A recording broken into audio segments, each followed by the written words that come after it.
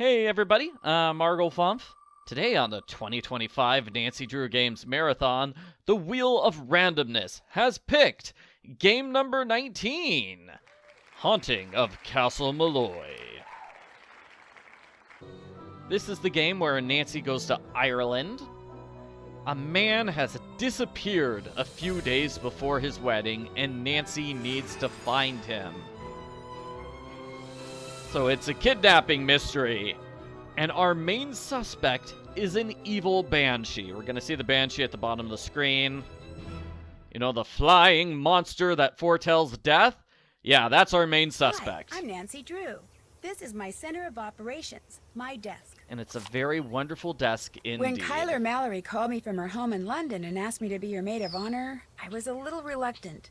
After all, I hadn't seen her since she stayed with us as an exchange student a couple of years ago. But when she told me the wedding is going to take place at an old family castle in Ireland, how could I say no? The wedding will be very small, but Kyler still needs help with all the final preparations, which means she'd like me to arrive several days early. So I'm going to fly to Dublin, rent a car, and meet Kyler at Castle Malloy.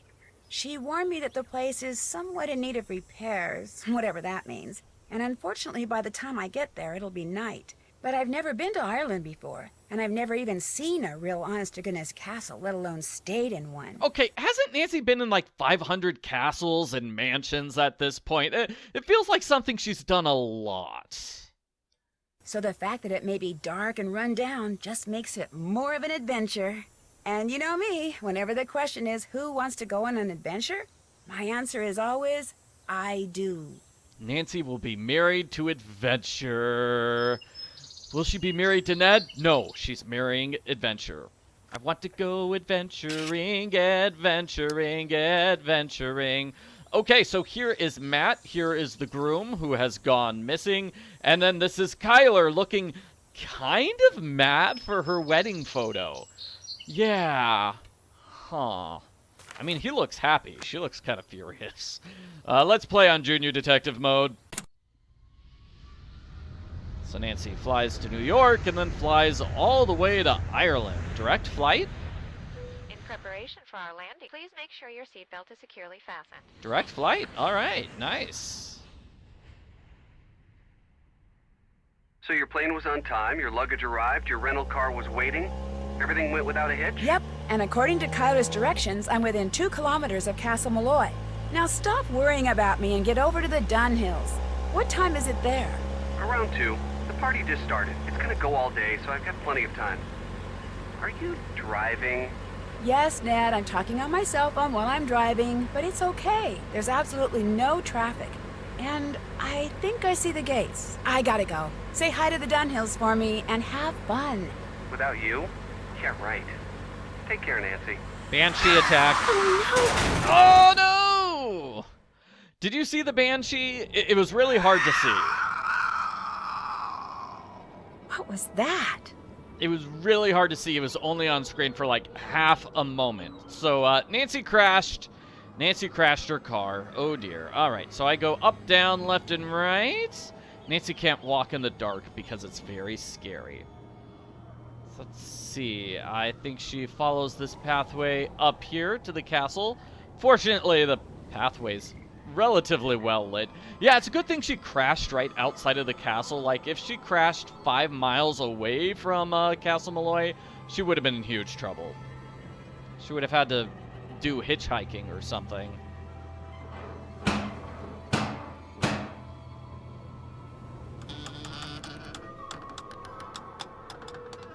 Oh, hello. I'm Nancy Drew. I'm here for the wedding. The wedding's been called off, so go on back to where you come from. No, wait, please. My car's in the ditch by the gate. I can't go anywhere. Walk down the road to the inn then. Give me your keys and I'll see to your car in the morning. I left the keys in the car. Can I at least talk to Kyler? She's sleeping. No, wait. I came all the way from the States. You cannot stay here. Go to the inn, I said. Now off with you. Please, can I come in just for a minute? Hello? Are you there? Hello? So that's Denal, the angry caretaker. Kyler did not mention she had an angry protective caretaker. The wedding's been called off. Nobody's allowed inside this house. It's evil and scary, Miss Drew. We don't need you around.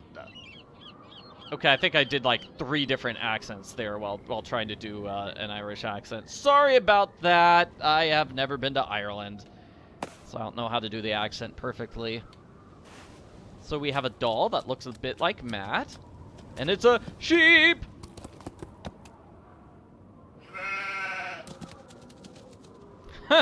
Bleeding at me, meanie. So the doll does look like Matt, and it's got his ring on it, see? Yeah. Wait a minute, when I take out the doll, it magically appears on the ground? Wow, that's weird. Okay. This is the slider puzzle. Oh man, do we have to start the game with a slider puzzle?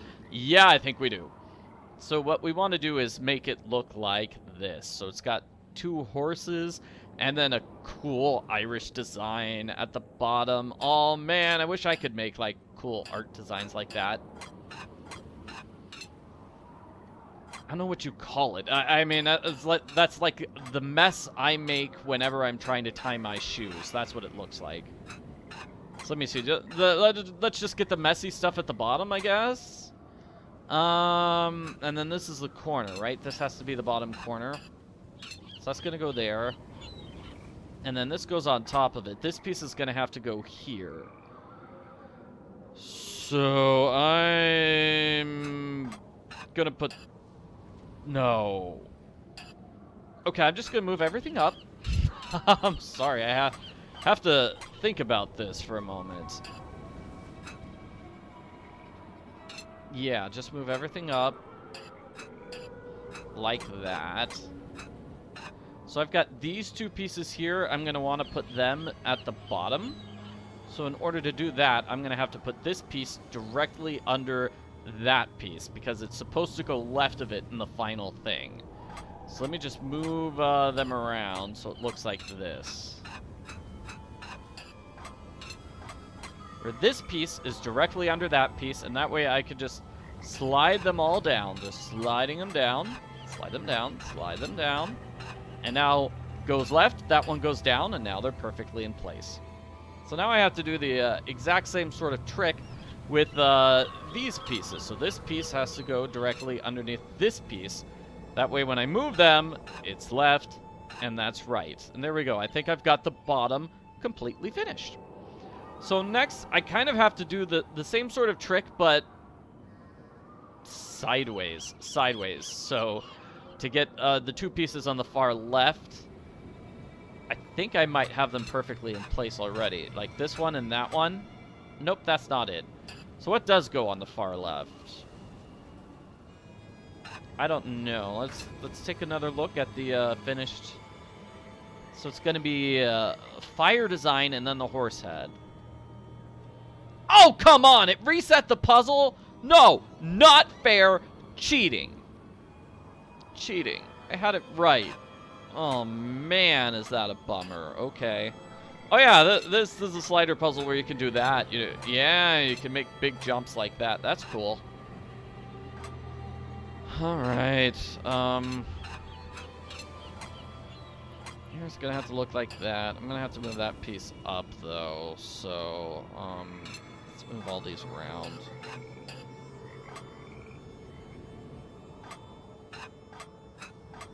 So let's see, I'm moving this down. That piece there.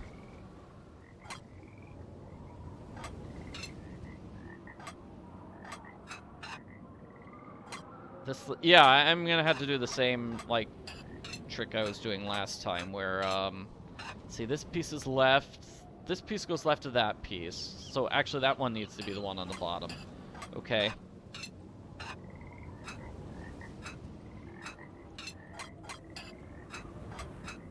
Like this, and then I should just be able to, slide them down into place.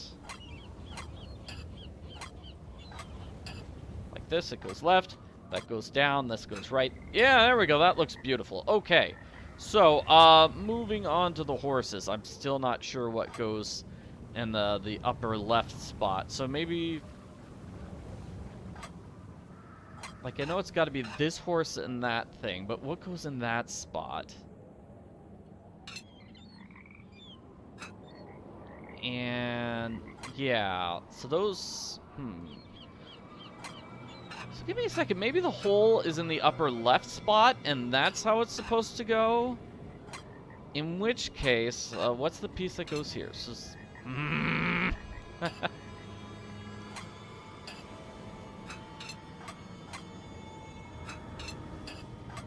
yeah, so those two go on the far right. Okay. Whatever. So it's gotta look something like this. Where these two pieces are going left and right of each other. That way I can just slide them, this one down, this one right. Now it's in place. Next, it's gonna be... Oh, hey, that looks great. Oh, that's the far left side. Oh, man, I just need to magically pick up this piece and move it there.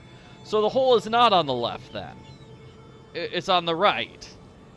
It's the problem with slider puzzles. If you don't know where the final piece is supposed to go, it can mess up your entire strategy. Anyway...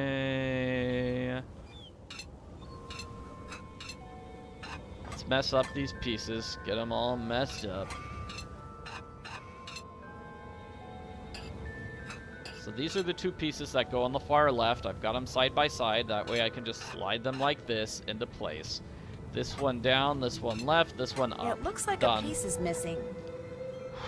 Sorry that took so long. Like that was kind of a confusing slider puzzle. Let's go to the inn. I think Nancy has to go to the inn. There's a sign that says, no vacancy. All the rooms are... All the rooms are rented for the wedding, and this guy is too busy to do anything, even though nobody's here. Yeah, we'll be talking with Seamus later, but we're not dealing with him quite yet. Oh, can we make phone calls? I know we can make phone calls in this game. Yeah, because Nancy's got her calling card. So we could call Bess or Ned. Let's call Ned.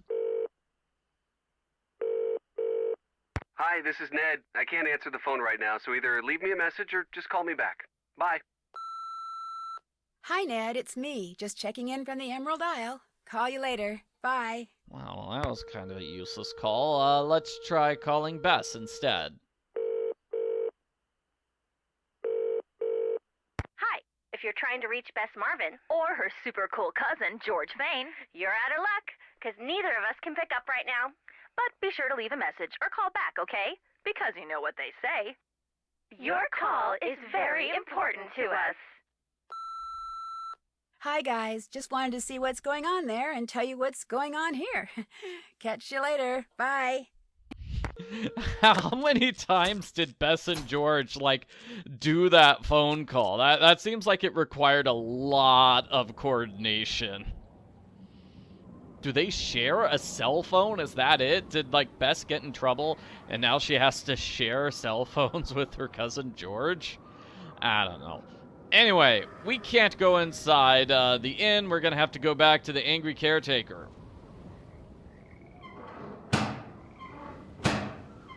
Hello? The inn doesn't have any rooms. Hello? Oh, he's not listening to me. Well, in that case, we're just gonna throw some rocks at the window and hope Kyler is here. Like, it's kind of lit up, right? So maybe someone's inside? Alright, so when you throw 3 small rocks, you get Kyler's attention.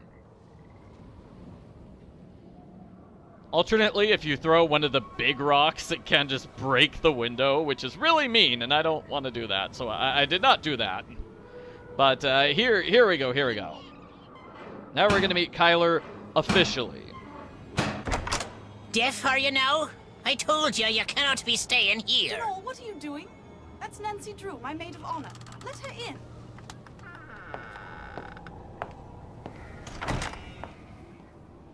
Matt's disappeared? How can somebody you came all the way out here with to marry just disappear? He hasn't disappeared for good. You have to understand, Matt's a bit of a prankster. And the wedding is still days away. He disappeared as a prank? He adores getting people in a tizzy. I do think he's pushing the envelope this time, but he'll show up. Mind you, it may not be till I've started down the aisle, but he'll show, saying he just wanted to make this a wedding no one shall ever forget. That sounds ridiculous. Why did that man at the door tell me the wedding was off? That was the caretaker, Donald Delaney. Not Donald, mind you. There's no D at the end, so it's pronounced Donal. That's the way you're supposed to spell it, which is to say that's the way the Irish spell it.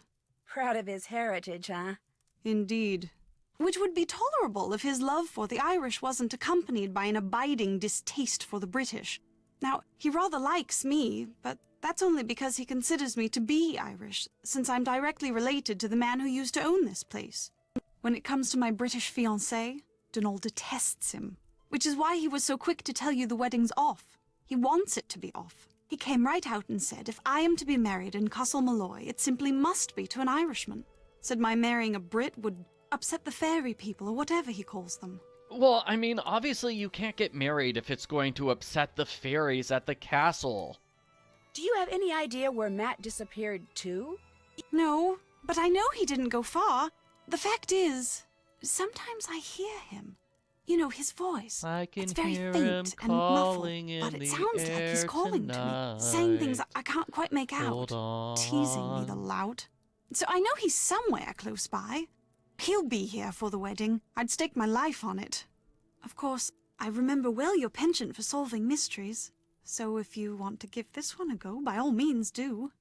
You could start in the nursery. It's down the hall. That's where Matt had set up his cot and was spending most of his time. Find him, Nancy. Having my maid of honor ruin this silly vanishing trick of his would teach him a lesson he sorely needs. Oh, it feels really bad that we need to find the guy who disappeared right before his wedding. Like, this doesn't seem like a prank. This seems like him sending you a message that he doesn't want to get married. Does it bother you to be here all by yourself? Actually, Matt's best friend Kit Foley is here too. He set up a cot in the great hall downstairs. Oh. Is he from London too?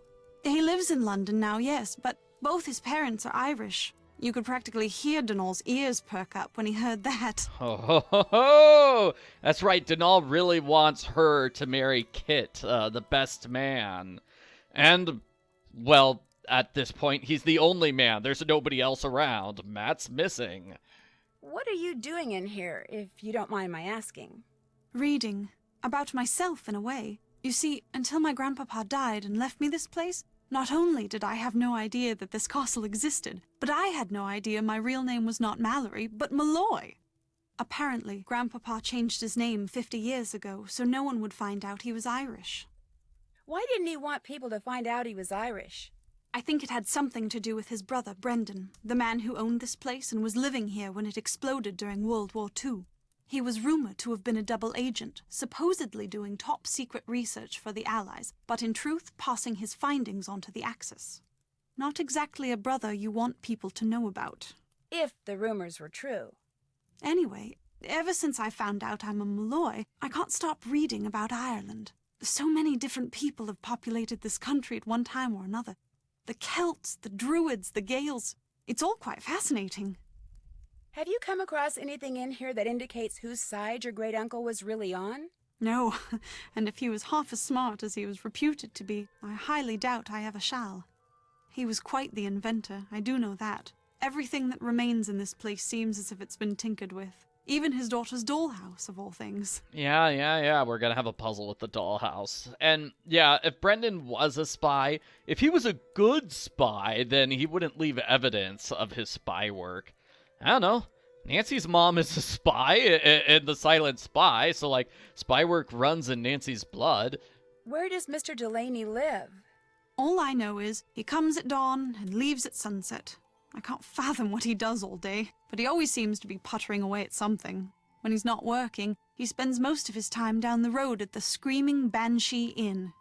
Now I'm really wondering, where does this guy live?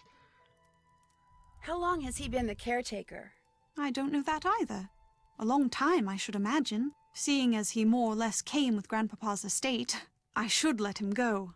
All he ever talks about are banshees and fairies and leprechauns. And he can be quite obstinate, as you saw at the door. But if Grandpapa saw fit to put up with him all those years, I suppose I can too. I don't think he's crazy. I saw a banshee too. Someone ran out in front of my car on my way here and caused me to drive into a ditch. Are you all right? Me, I'm fine. My car and my cell phone, not so good. And I'm pretty sure whomever I saw dropped this. Looks like some kind of homemade doll. The clothes. It looks like Matt. And that's his ring.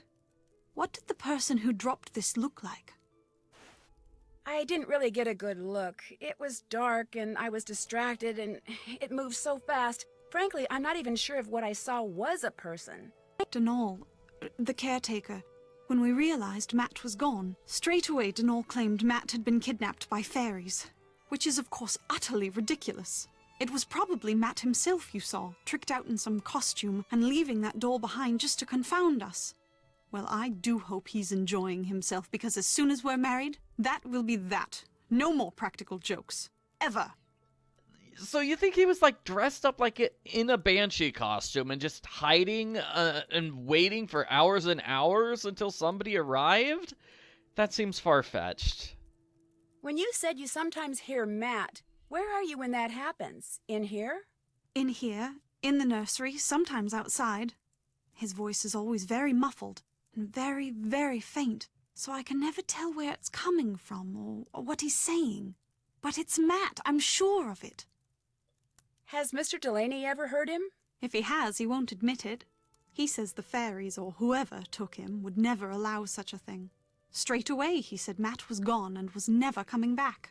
So when I heard his voice, it dawned on me he was playing one of his outlandish pranks. I was furious with him, but truth be told, it was also a bit of a relief. I'll let you get back to your reading. The 5 months I spent living with you, your dad, and Hannah, and Togo, of course. That was a very happy time for me, Nancy. I can't tell you how thrilled I am you're here. I get to see you again, and I get to see Ireland? I'm the one who's thrilled, believe me. Let me know if there's anything else I can do for you. I'm your maid of honor, remember? I haven't forgotten. Alrighty, Nancy just volunteered to do all of her chores, I think. Let's try to find Matt, though. Let's explore this room, though. Alright, let's explore. We've got a bunch of books. I think later on we have a puzzle finding all the books. We do have a puzzle finding all these gears. Like, we need to... Oh, man, this puzzle. Put all the gears in place. We've got a couple of them that we still need to find, though, so we don't have to solve the puzzle quite yet. That's good. Puzzle on this desk. Oh, yeah, we need to get these weights balanced, but we don't have all the weights. We're missing 2, so we've got to find a couple of weights in addition to finding the couple of gears. Oh, this tells us what all the weights are. I see. And then this tells us about binary. Oh. Yeah, we're gonna have a puzzle. So many puzzles here. Oh my gosh. This is the one that tells us what all the weights are. Yeah, it tells us how much each one weighs. Simple enough to figure out, though. You want the weights to all, you want all 3 scales to be balanced. Right? You don't need to know their weights to, know that's the puzzle. So let's see, this is a... Whoa, that would have been quite a fall. That is a broken area we do not want to visit. And this, oh man, we've got... I'm seeing if there are any books. We can't check out the books yet. No, so we're going to have to do this puzzle. So this is the Tower of Hanoi puzzle. So let's see. I want to build, I've got 5. So that's an odd number. So that means I'm going to start here. So I put it on number 3. Then I put this on number 2. And I put number 3 to number 2. And I put this on number 3. And still making an odd number. Does that make sense if I'm saying odd numbers? Maybe not. So I'm going to move this left and this right and then this right. And now I've got a tower of 3 over here. That way I can move the 4 piece here to the center. I'm going to build the tower of 3 on top of the 4 piece. So that way this rightmost thing will be completely empty and I can move this guy, this number 5, all the way to the right. That's the basic idea. Build a tower of 3 on the far right, then move number 4 to the center. Build the tower of 3 on the center. And to do that, we're going to put this in the center, this on the opposite one, and then this on the opposite one. Then we're going to put the 3 in the center. This on the opposite one, the 2 in the center, and this on top of the 2. So now I've got this pile on the middle. I'm going to move the 5. So now I'm going to have to build the Tower of 3 on the far left-hand side. So I'm going to start by putting this here. I'm going to put the 2 on the opposite side, and then put the 1 on top of the 2. Put the 3 over here. Put the 1 in the center. Put the 2 on the left, and the 1 on top of the 2.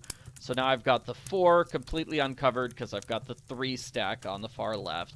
I'm putting the 4 on top of the 5. Now I'm going to repeat the process of building a 3 stack. Do it over here on the right. I put the 1 on the right, 2 on the other one, the 1 on the 2, then the 3 over here, the 1 on the 1, the 2 on the 3, and then the 1 on the 2. I probably said that in a confusing fashion, but that's the general idea. Is you're building the 3 stack. This'll come in handy. I just find it easier just to realize, hey, you're building a 3 stack here, move, 3 stack there, move, 3 stack there. I just find that easier for me. So let's see, I think we're supposed to leave. I can't quite get there from here. Yeah, we can't reach that higher tower. Supposed to leave and come back for a new job. Nancy, splendid Yeah, that's timing. it. I just thought of something you can do for me. There's an old-fashioned printing press downstairs. Have you seen it? No, I haven't taken a good look around down there yet. Just go down the stairs and look for the monstrosity with the big wheel and the levers. You can't miss it. It came with the castle. My great-uncle Brendan had all sorts of gizmos and gadgets and machinery lying around. Anyway, when I saw the printer, I told Matt why not save some money and print the programs for the wedding right here. Problem is, Matt failed to get them done before he turned into the merry prankster, and since I have the mechanical aptitude of a bacterium... Would you mind finishing the job for me? You'd only have to print 3 more sheets, and the plate, the ink, the paper, everything you need is right there. No problem. Thank you, Nancy. You're the best. I'm suddenly remembering, wait, did I have programs printed for my wedding? I don't think we did. Oops, is that something I should have done? I don't know. Anyway, here's the nursery where Matt... Hey, Crow! Out of here! Out of here! Get your butt out of here, Mr. Crow! Mr. Crow ruined that thing. So this is also a puzzle. Like, we need to press the various colors of the rainbow, and the tokens are missing. We've got, like, 3 tokens missing, so we've got to find, like, the 2 missing tokens. There's one of them. Actually, wait. That's just one. There's 2 more that are missing. Yeah, so we need to find blue and green. So we've got a lot of puzzles here where we need to find 2 more things. We need to find 2 more weights. We need to find 2 more of the other thing. What was it? Evil returns to the evildoer. Creepy. Why was Matt staying here? That's yeah, 2 more of the gears. 2 more of the gears. 2 more of the weights. And now 2 more of the random colored tiles. Let's see, there's a doll, there's a puzzle here. Yes, that's right. It is the Otter puzzle. We Otter complete this now. I don't know where to start with this. Red? Purple? Let's go with red. Okay. Let's say that's a red otter. Yeah, And then I don't know where any of the other otters are. Let's see. With purple next to purple, maybe. Maybe that's a good start. So, if purple next to purple is here, then where could the others be? They could be in a million places, actually, because we don't have that many green otter heads, so maybe that's good? Oh, that looks wrong. Do we have a lot of blue otter heads, maybe? There we go, that looks great. Okay, so let's pretend I've got this right. Nope, that was wrong. Okay, do we have... There we go. That's it. So that would be the top, and then let's just hope the bottom will magically work. It won't because I don't have a green otter head anywhere. Okay, I don't have a red next to a blue anywhere. Yeah, I can't do any of these. Let's see, does that reset the puzzle? That resets the puzzle. Okay. Backing away resets the puzzle, so that helps a lot if you get stuck.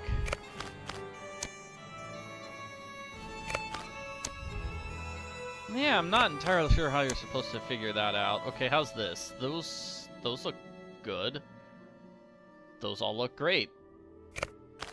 So next I need, like, green otter head. The air, that's where it's wrong.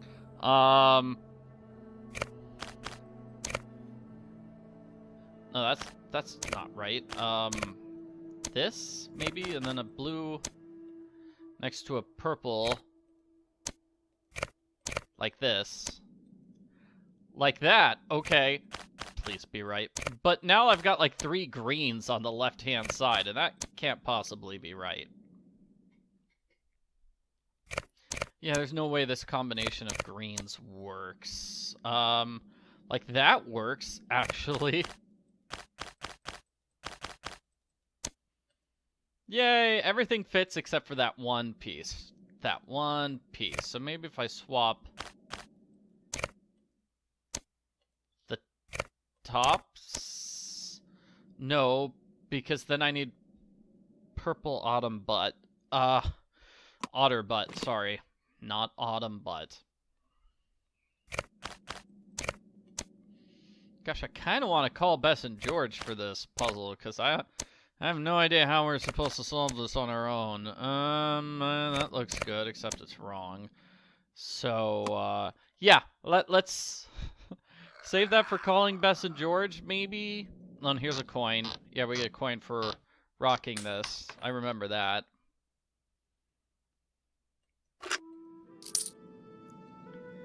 And the dollhouse, let's see, we have this book that... I think that's for an Easter egg, that book.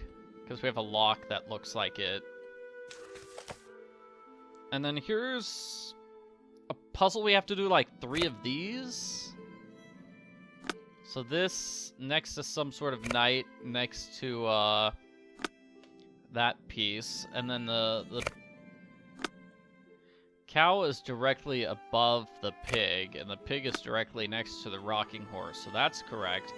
And the cat is directly next to a suit of armor. And the cat is above the guy. Yeah, let's do that. So that was the wrong one. That just gave me a coin. We're gonna get like 2 more of these puzzles, so that's another thing where we've got 2 more pieces left. Alright, let's go downstairs now. One of the pieces we need is here. There we go, there's a weight.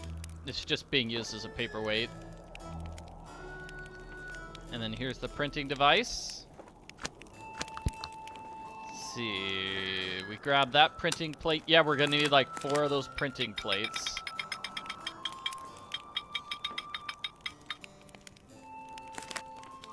And then we dry that piece of paper. There we go. Alan Payne. That's kind of weird. Oh, yeah. Alan Payne is the best man instead of Kit. So do we have to do like 3 of these, Nancy, or is it just the 1?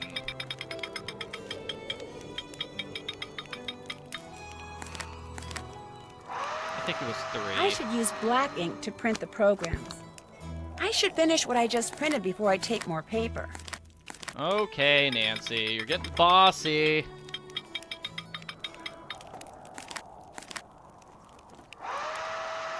I think that's the last one. It was just 3, right? Am I done? I'd better go tell Kyler I finished printing her programs. Alright, so we will talk to Kyler. Let's see. By the fireplace, there's a picture of Kyler and Kit looking very romantic together. She loves him. Oh. And here's what he looks like now. Hi, you must be Nancy Drew. I'm Kit Foley. Ignore the eye if you can. Walked into a door the other day. Looks worse than it feels. I'm a bit surprised you're still here, given the circumstances. He looks totally different than he does in that romance photo. I'm not sure I fully understand the circumstances yet. That's because you've only heard Kyler's version of what's going on. Or worse, that daffy caretaker's version. Either way, it's unlikely you've heard the truth. The truth being... Matt isn't playing a practical joke, and he hasn't been kidnapped by fairies. He got cold feet and left. It's as simple as that. That is the simplest explanation. He just ran away. Have you told Kyler? No, I haven't got the heart. Or the guts. Take your pick. I mean, he loves Kyler, but she can be a handful. And he's no pushover either. Their relationship is so tempestuous, it scares him.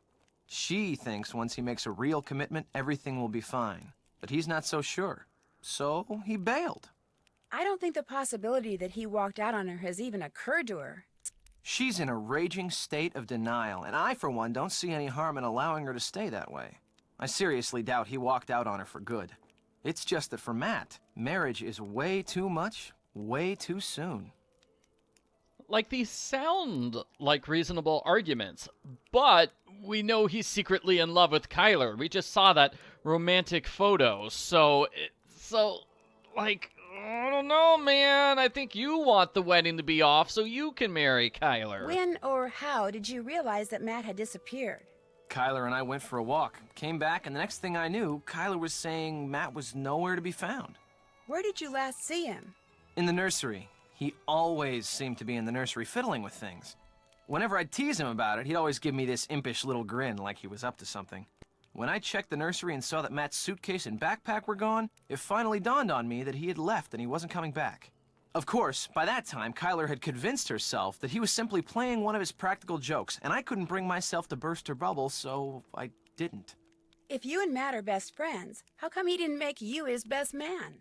Matt felt like it would be a good move for him politically if he asked this guy he knows from work, Alan Payne, to be his best man, and I said fine, don't worry about it, no big deal. Politically? Like what? Is he running to become the next Prime Minister of England? It looks like you're drawing something. Are you an artist? Me? Not hardly. I'm with a real estate development company. These are just preliminary sketches for a couple of projects we're working on. In other words, I'm doing homework. Residential real estate or commercial? Mostly residential. And let me tell you, we'd have a field day with attractive land like the one this castle sits on. Ocean view, easy commute to Donegal, bedrock foundation, readily accessible groundwater. That bog's a bit problematic, but a little sand, a little gravel, a little landscaping, voila! A cluster of 6, maybe 8 luxury homes amid a park-like setting that would sell like lightning. Ah, so maybe he's a secret villain who's trying to buy Castle Malloy so he can sell it. Maybe? I don't know, that seems a little far-fetched. How come you sound so American? Because I am American. My father's VP of International Sales for Krollmeister Incorporated. The company transferred him to London 15 years ago. I've pretty much lived there ever since, I just can't seem to pick up the accent. I'll see you later, okay? Keep it real. Another Nancy Drew game where we have a bunch of Americans doing the I voices. can't just go snooping around, not with Kit right there. It's almost like these games were made in America or something. So yeah, I really wish we could ask him, hey, how come we've got this lovey-dovey photo of you and the bride? Like, why would you bring that to her wedding? That's creepy, buddy. Maybe we'll get to talk to him about that later, but not right now, it seems. Did you finish the programs? Yep. Sure did. But I noticed that they say the best man is someone named Alan Payne. If Kit is Matt's best friend, why isn't Kit the best man? Matt said that's the way Kit wanted it. He got here early, too. But when Matt vanished, Alan was certain that Matt was playing a joke and refused to be the butt of it. So he went back to London, saying he'll reappear only when Matt does, and not a moment before. You know, perhaps you should give Alan a call. 0044-020-7946-0481. He may have seen something while he was here that could help you find Matt. You'll have to use the phone down the road at the inn, however. My cell phone gets absolutely no reception here. My cell phone was broken by a banshee, so, like, it's not much better. If Matt was staying in the nursery, where's his luggage? Right there by his cot. It's not there now.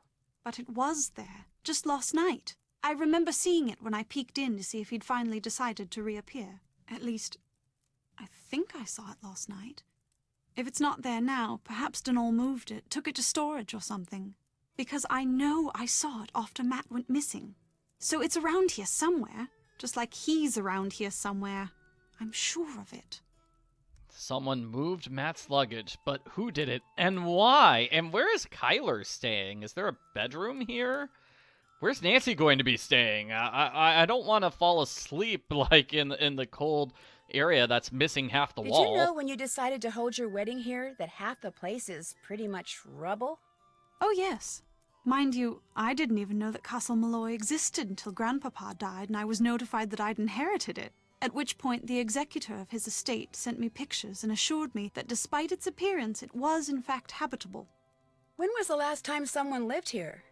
From what I was told, no one's lived here since the explosion. What kind of explosion? One summer night in 1944, this place, or half of it at least, just suddenly blew up. It was rumored that my great-uncle Brendan was working on something that involved a new kind of rocket fuel. He was killed along with his wife and young daughter. Apparently, they all just vaporized. Which, I guess, is why Donal claims the nursery, where the little girl spent most of her time, is haunted. I'll let you get back to your reading. Anytime you want to talk, I'll be right here. Well, she died in a sudden, unexplained explosion. I guess I could believe the haunting. So maybe that's the idea. Maybe the Banshee is supposed to be like the ghost of the girl who died. I think so. We'll find out her name later. Oh, there we go. Check this out. Where are those lights in the tower coming from? Somebody's hiding up in the tower doing secret stuff. I don't know who or how they got up there. I mean, okay, yes, I do. I've played the game before. I know that. But, I'm not gonna spoil it. We'll just have to keep playing until we can solve the mystery. I think we go over here. Now that I have the lantern, I fixed the lantern, so now I can explore. And let's see, we've got this puzzle. Wonder what that crow's doing in there. Yeah, remember the crow stole these little buttons? Jeez, what a jerk. I think the buttons are here. And then we've got this puzzle where we just need to spin the leprechauns around. That will open up the door so we can get those buttons that the crow stole. I, Kyler, choose you, Matt. I ask you. No, I choose you. I choose you, Matt. To be, no, I choose you as my best, no, just as my friend, my true, my companion, my husband, love. You know what? She was really having a terrible time writing these vows. I give you all that I am, my heart and soul. No, I give you all my love, my heart, what am I doing? This is wrong. Oh, I'm not a writer. Can we talk to her about this? Because I really wish... Oh, man, this is a... We can read this far more clearly now. Yeah, I wish we could talk to her about it. And I know at some point she has a puzzle for us. Where we have to collect a bunch of flowers. So let's go back to her, see if she will give us that puzzle. See if Kit has anything new to say. Have you ever been up in the tower? You saw the stairs, or what's left of them. There's no way to get up there. I could have sworn I saw lights coming from it. Perhaps it was the good people come a-calling on their good friend Donal. Or maybe it was just reflected moonlight or something. So if you're thinking Matt's up there, forget it. Ain't no way. But, like, I heard that, like... I'll see you later, okay? Drop by anytime. That's sort of what it sounded like. It's like... Maybe. Do I have both weights? No, I only have the one weight. Maybe I get the one weight from solving that puzzle, which I can't solve. You have Kyler? a lead? No. I'd better get to work. Anytime you want to talk, I'll be right here. All right. Well, in that case, I imagine we're gonna go to talk to Denal, Mr. Delaney, and then we're gonna talk to Bess and George because I have no idea what to do about that Otter puzzle. I got stumped by the slider puzzle. I don't think this Otter puzzle is going to be my friend. But yeah, it's cool that Nancy can explore more of the castle. That's cool. I like that.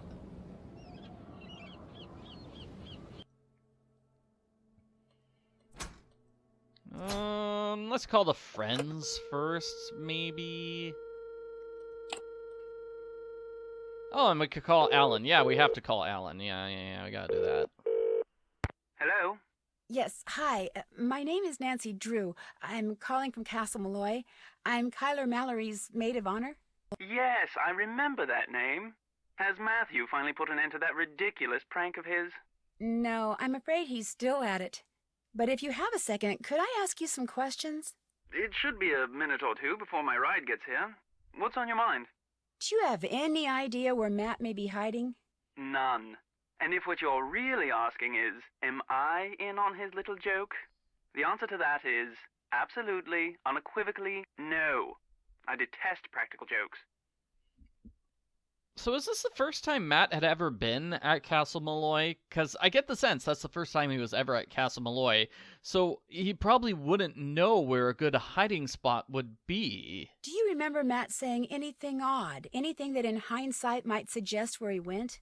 Nothing that I recall. Although he did say a lot of things. Not to me, but to Kyler and that other chap, Kit. And he said them quite loudly, I might add. What do you mean? The evening before Matt disappeared, he and Kit had a terrible row. I couldn't make out exactly what was being said, but they both sounded very angry. Furious, I dare say. In fact, the next time I saw Kit, he was sporting a black eye. And the next morning, Matt and Kyler had a go at each other. Nothing physical, mind you, and once again, I couldn't make out what was said, but I promise you, they were quite put out with each other. I was more than happy to bid the lot of them farewell, though I imagine I'll be returning to the castle before too long. Matt is bound to find his prank as tedious as everyone else does eventually. I must be off. Nancy, it was a pleasure venting to you. Hopefully before too long we shall meet in person. Cheers. Okay, so Alan is very mad. He said they were all fighting the whole time, and I think we talked to somebody else about that. Hello? This is the sales call. No, Bess, it's me, Nancy. I'm calling from a phone in Ireland. Nancy, hi! George, get over here. It's Nancy. Hi, Nan. You'd better be having a great time there because you are missing an incredible time here. The Dunhills throw the best parties. You should see all the awesome pool toys they've got. And everywhere you look, some cute guy in swim trunks is standing over a barbecue grilling something. I'm in heaven. Sounds fabulous. Be sure to wish Kathy and Carrie a happy birthday for me. You know, one person I haven't seen is Ned. Yeah, me neither.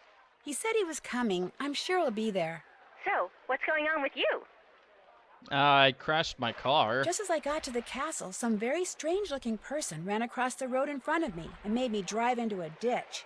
You wrecked your car? She gets in an accident and you're worried about some stupid rental car? Real nice, Bess. Well, Nancy's obviously okay or she wouldn't be calling. Did this strange-looking person apologize? No, he, she, or it just kind of vanished. And when I talked to Kyler, I found out that her husband-to-be has vanished. What do you mean, vanished? Matt came to Ireland with Kyler and his best friend Kit, but now he's nowhere to be found. Kyler is convinced he's pulling a prank. A prank? Apparently, he's a pretty big practical joker. More like a pretty big moron. Incoming. Check it out. Oh my gosh. Guys? Hello? Bess? George? Anyone? Sorry, we were hopelessly distracted by a truly amazing set of washboard abs. Can't solve the mystery right now, Nancy. There's a hot guy at the pool party. Oh, I really do hope my friends can help. I don't know what this otter What would thing you two is. say if I said I needed a hint? We would say, why ask us when you've got your very own fortune teller right there in the great room? Right, George? There's an old Irish saying, when it looks like you might fail, go see Madame Ishabelle. That's not an old Irish saying. I know, but you get the picture. No, but I want my friends to help me. Oh, no. I mean, I guess I can do that. No, Ow. Whoever ran out in front of my car dropped a handmade doll that looks like the missing groom. A handmade doll? That's kind of freaky. Dolls are freaky, period. Who around there would be making dolls? Dolls are freaky, period. George clearly remembers Last Train to Blue Moon Canyon, that doll puzzle. Kyler thinks I saw Matt, and the doll was just part of the practical joke he's playing. Let me see if I got this straight. The guy thinks disappearing less than a week before his wedding, causing cars to run off the road, and making creepy dolls is funny? Not exactly Bess Marvin marriage material, is he? Yeah, Bess would be better off marrying the hot guy at the party. According to Alan Payne, Matt's best man, there was a lot of arguing going on just before Matt disappeared. Matt was fighting with Kit, Kyler was fighting with Matt. Alan said he went back to London to wait for Matt to reappear because he couldn't stand all the constant squabbling. So all was not blissful in premaritalville, eh? Wait a minute. If Kit is Matt's best friend, why isn't he his best man? Good question. Unfortunately, the person most qualified to answer it has disappeared. Did I tell you that Kit Foley has a black eye? Why am I not surprised? Maybe that's a hint. We've got to talk to Kit about that whole black eye thing. I think that's it. Yeah, he gives us a puzzle, and then he gives us the leprechaun book thingy. That's what I remember. I found a draft of the vows Kyler is planning to say at her wedding. Oh, custom-written vows are so sweet. Problem is, these vows have the words, "What am I doing? This is wrong," scrawled beneath them. That can't be good. How do you know she was talking about the wedding? Maybe she was just frustrated because she couldn't put her feelings into words. That's true. Did you ask her about them? What's the point? If she is having second thoughts about getting married, she probably won't admit it, seeing as she's failed to mention it before. That's true, too. Wait a minute. You guys aren't suggesting that Kyler is behind Matt's disappearance, are you? I admit that doesn't make much sense. But it is a possibility. You two are terrible. That's it from here. You guys are wearing sunscreen, right? Yes, Nancy. Just checking. Bye. All right, have fun with amazing abs, you two. I'm gonna have fun with the...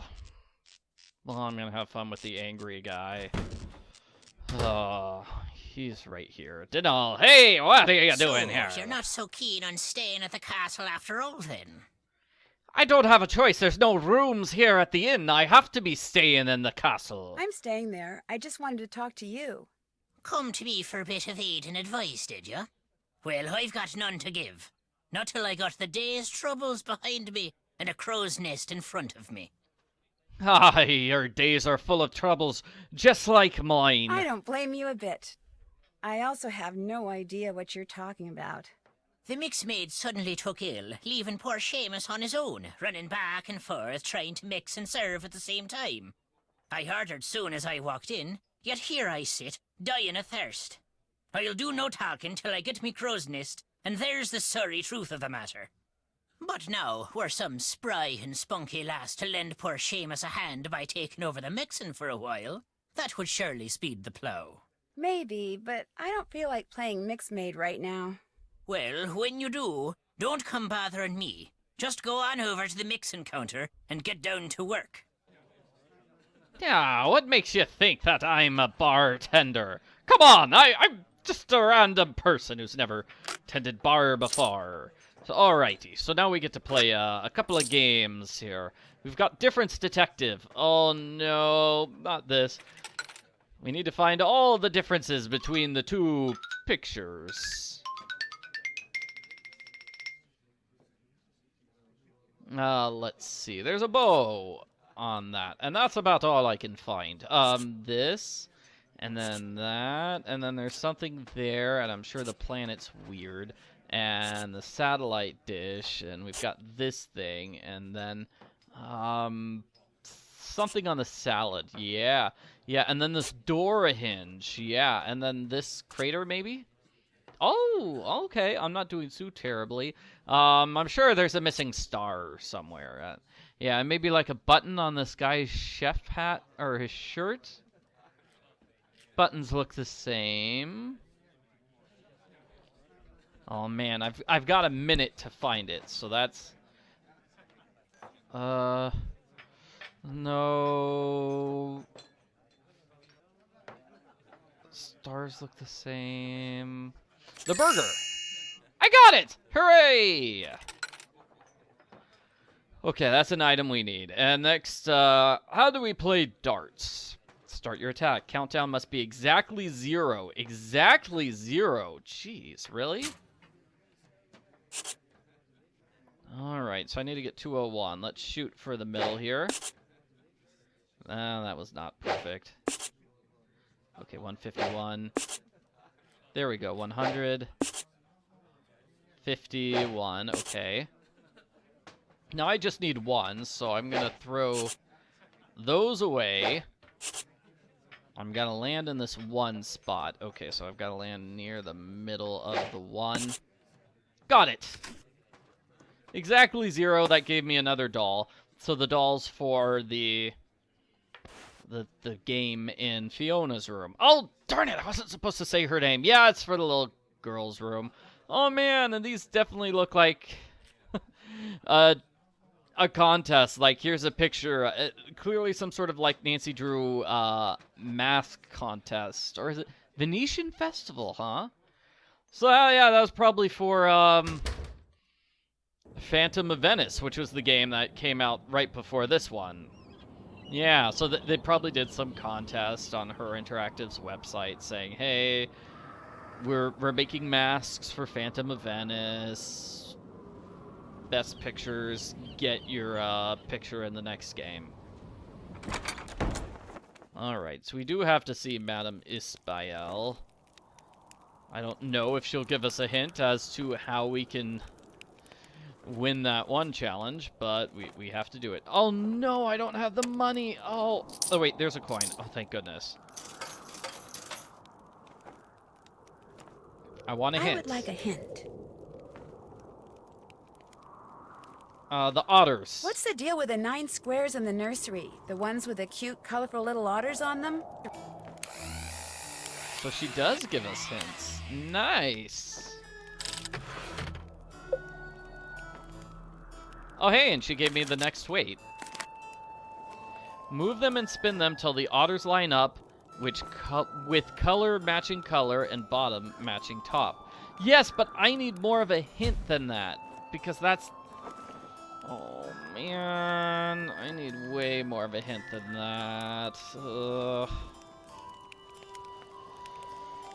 Oh, well. We've got a couple of puzzles we can do. Alan Payne told me he overheard you and Matt arguing the day before Matt disappeared. And pretty much right before you walked into that door.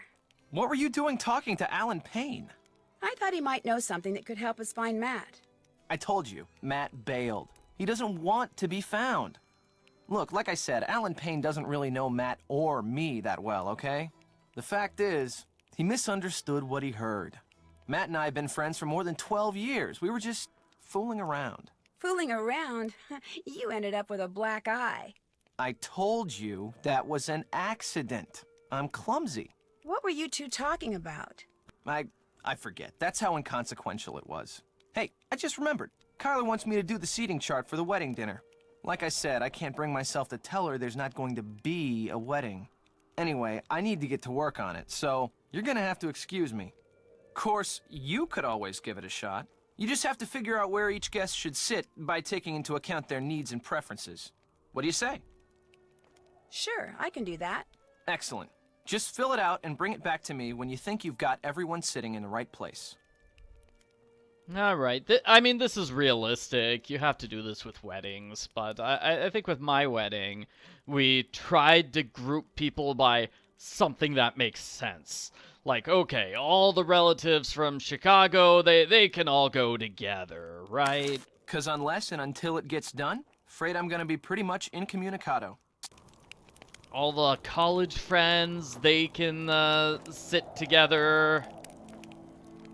I don't know, something like that. But this is a completely different setup because of course it is. We need to have a puzzle. Okay, everybody, I just spent the past 12 minutes trying to solve the puzzle.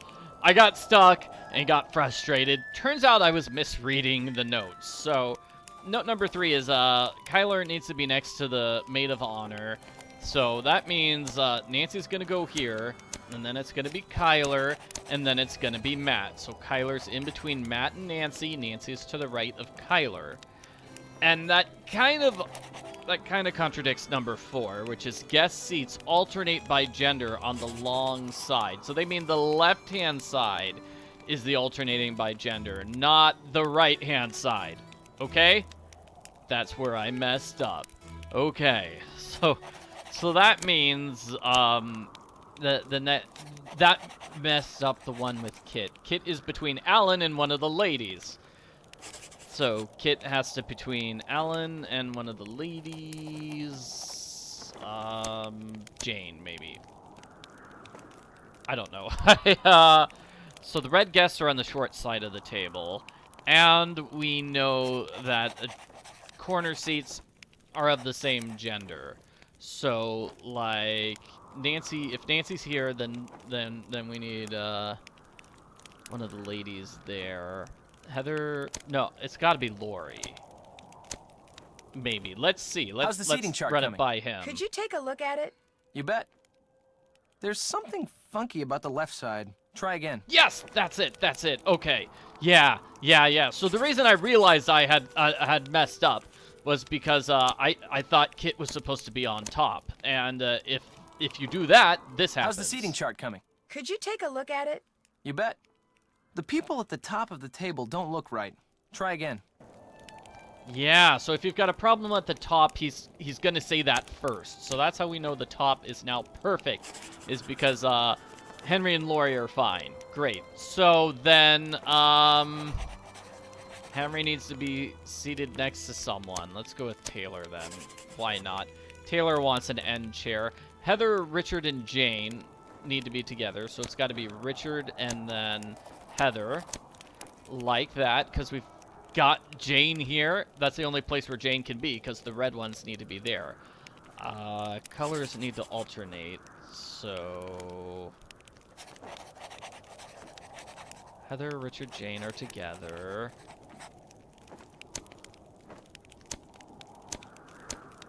No, there's something wrong there. No, but Taylor... So maybe it's Heather... Jane with Heather, and then Richard. And that's how we've got Heather, Richard, Jane. And then Richard next to... Linda, where was Linda? Rose and Linda need to sit next to John. So Linda, John, Rose, Taylor. Got it, I think. How's the seating chart coming? Could you take a look at it? You bet. This looks great. Wow. Good. You did it. I'm impressed. So now we can talk. Yeah, now we can talk. Oh, hey, actually, you might want to take a look at this first. I found it on the floor in Matt's room when I was looking for him. What is it? Frankly, it didn't make a lot of sense to me. But maybe it will to you. Take it. All right. If anybody can figure out what Matt was doing with it, you can, I'm sure. Good luck. Hey, I thought we were going to talk. Are you going to talk? Come on, you need to talk here. That discussion you had with Matt? Come on, really. What was it about?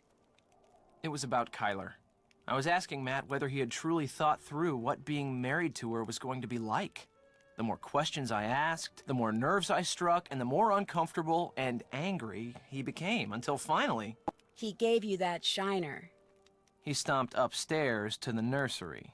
Next day, he disappeared. Obviously, the things I said got to him.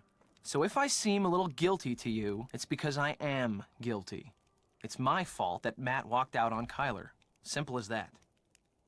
Did you purposely do that? Like you wanted him to call off the wedding? From the looks of that picture I found over there, it looks like you and Kyler used to be an item.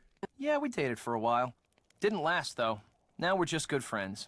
In fact, I was the one who introduced her to Matt. You sure ask a lot of questions. Wait a minute. Nancy Drew. Kyler told me about you. You're the girl who likes to play detective. Well, it's just, you know, kind of a hobby. Although Kyler did say it'd be nice if I could find Matt. Well, you're not gonna have any luck doing that. Old Matt is long gone. Kyler says sometimes she hears Matt's voice, only it's very faint and muffled. Do you ever hear him? No. Man, Kyler must be losing it or something, because I'm telling you, Matt is not here. I'd better get going. See ya. Keep it real.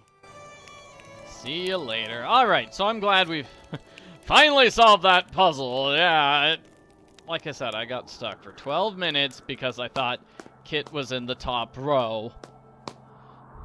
Because I thought he would have to be next to Nancy or whatever. Anyway, while I looked up that, I also looked up a hint for this puzzle. So a hint is this piece is in place, and then this piece is in place, and then this piece is also in place. So those three pieces are already in place. Great. Now let's see if I can figure out what the 5 pieces that aren't in place are. Well, let's see. We need a blue bottom next to a red top. Yeah. I mean, that looks good. But if that piece wasn't in place, then it can't be correct.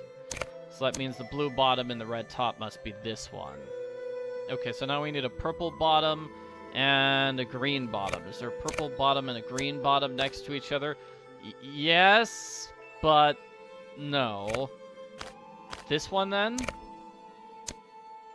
Okay, so now I'm gonna say, hey, the 2 bottom rows are fantastic. Now it's just the top row that we've got to figure out. Looks like we need a purple otter bottom here and a bottom there, and then the other one's going to be a purple otter top. Move these like that. Got it. That's it. Okay. Gives us one of those gears. Hooray! Yay, we needed all those gears. Alright, now let's talk to Kyler. Anything new to talk to her about? You have a lead? When I called Alan Payne, he said that on the day Matt disappeared, you and Matt had a pretty big argument. I dare say Matt and I have argued about one thing or another every day since we met. That's just how we are together. Yeah, we just fight all the time. Alan said it sounded pretty serious. Well, Alan was wrong. Oh, I'll let you get back to your reading. Good luck. Angry Kyler. Yeah, I don't want to fight with her. Although apparently she's great at fighting. Okay, now we have this puzzle.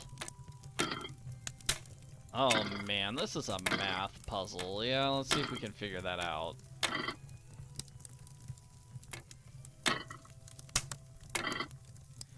Or we could do it the old-fashioned way. Let's see, this is the heaviest, so I've got to swap with that.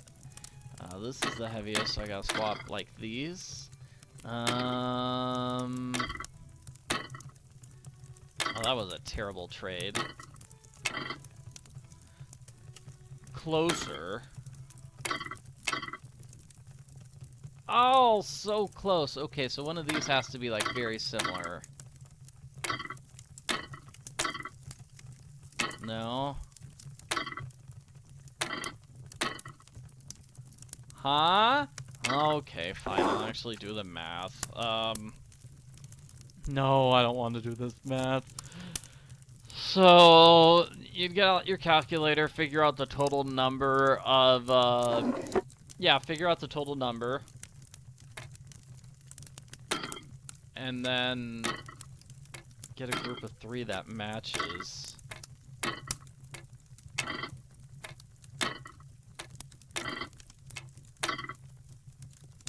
Yeah, so swap those. That was not a good swap.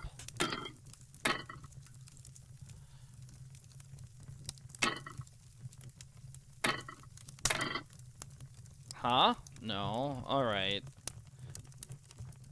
Doing it this way, we will eventually figure out what the heaviest ones are. No. That was wrong. This one's super heavy. Like, the ZZZ one is super heavy, apparently.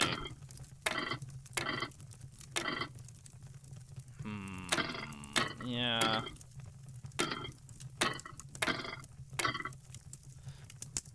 Darn, I keep hoping that I make a match and it will be perfect, but gosh, I think solving this puzzle is going to give us a printing plate.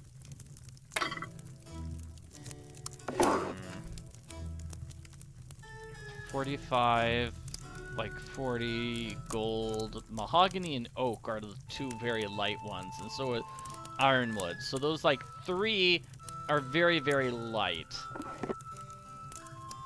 So that kind of helps that the light ones need to be separated, right?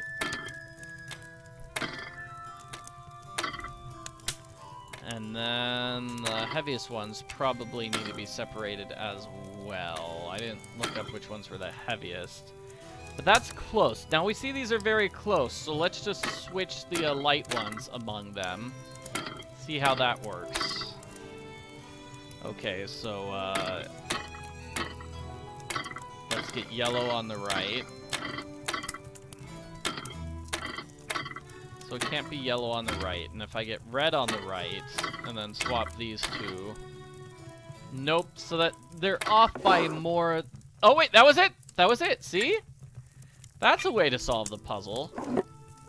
Because those light ones are just so close in weight. What, 2 apart, 1 apart. No, 2 apart and 3 apart. Yeah. See, I knew we could do it that way. Rather than solving that puzzle legitimately. Yay! We're puzzle solvers. We're puzzle solvers. So we're gonna put that on the gates. Oh, and we need to solve the leprechaun puzzle too. I should have done that. But hey, we'll talk to Denal. Poor Denal. He's been waiting for his drink. Actually, you know, maybe he can wait a little longer. So this gives us a printing plate. Good. We're gonna need 4 of them in order to beat the game. Let's go back to that leprechaun area.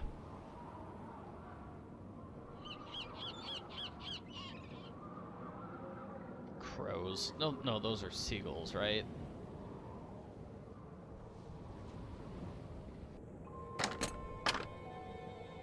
So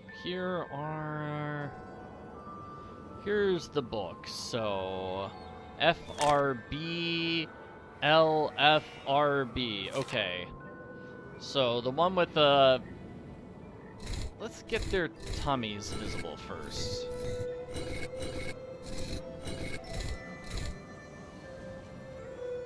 There we go. So F stands for front. So this one needs to be facing the front. The one with the right symbol needs to be facing right, and the one with the bottom symbol needs to be facing backwards. So let's get right. So this is the right symbol. That one needs to be facing right, and the one with the bottom symbol, backwards. It's probably B for backwards instead of bottom. Okay, left is going to be the left symbol, and then top and bottom is front. So left symbol facing left, top and bottom front. Then left and right is right. And then empty is back. So empty is back. Left and right is right. There we go. Solve the puzzle. We get a coin. We get those missing tokens. I guess there are 3 of them. And not just like the 2. Okay, the crow gonna attack me? No, it's not. Yes. Okay. Wish we could talk to Kyler about those wedding vows, though. That would be cool. Kyler, what's this? Why does it look like, you didn't want to get married? So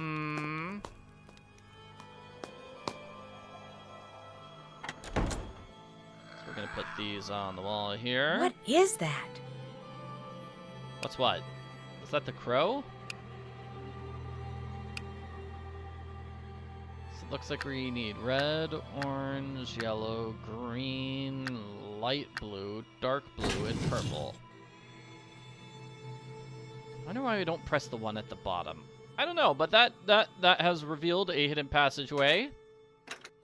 with some broken glasses. They might be Matt's.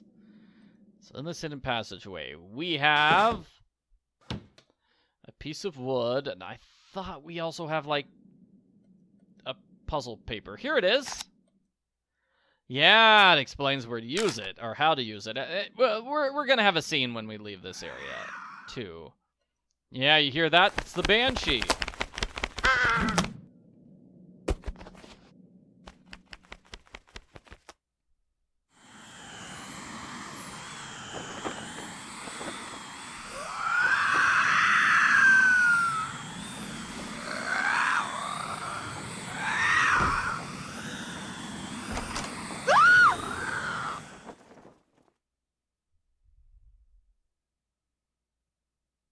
You're right. There has to be a logical explanation for what we just saw. So I'm going to calm down, relax, and trust that you will discover what that thing was.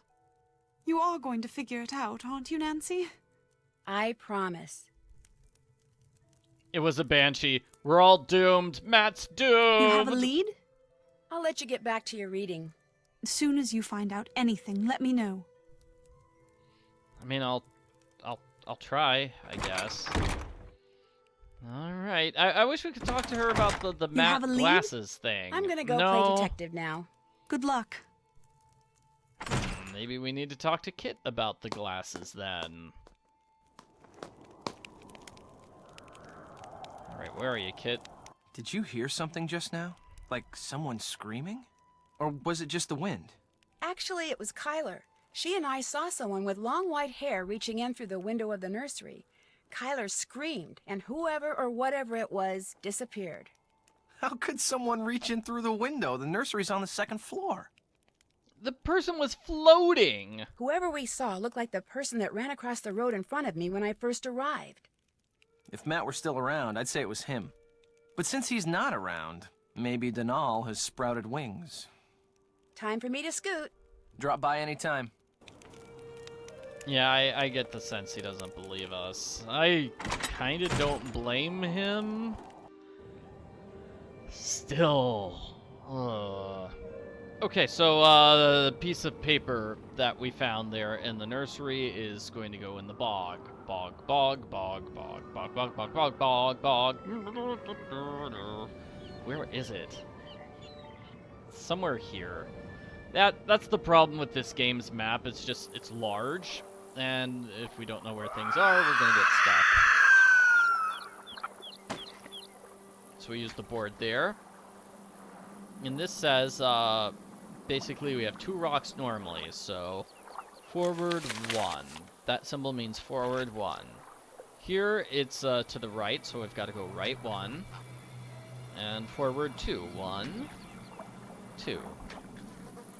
Now it says right 2, so 1, 2.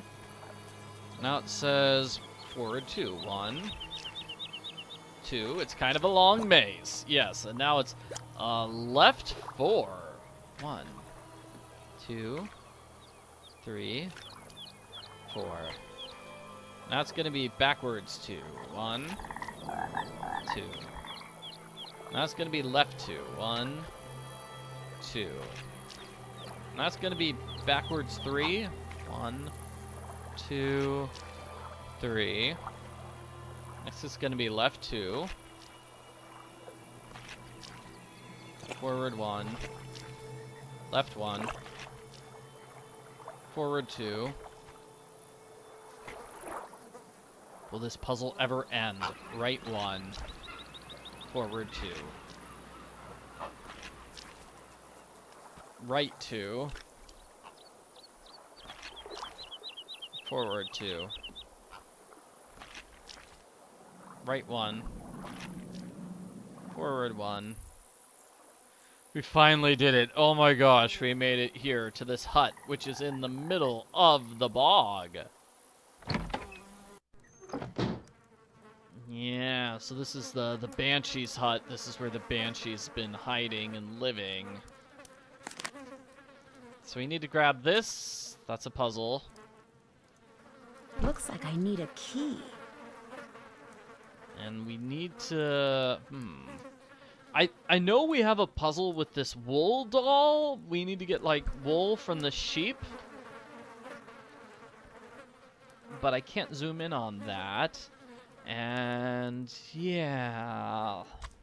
Maybe Nancy... I don't know. I don't know. We'll see. I really hope I don't have to come back just to see that I need a sheep doll for a puzzle. Ew! Yuck. Ew. Bugs everywhere. Not cool. So we have this book which tells us how to get rid of bugs. And also has a thing about how to summon a banshee. Eee! Bugbane is tansy, pennyroyal, wormwood, thyme, and catnip.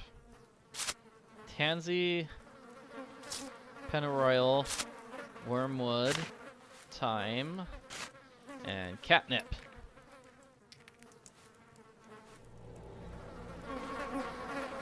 That book also identifies several flowers, which we'll need to get.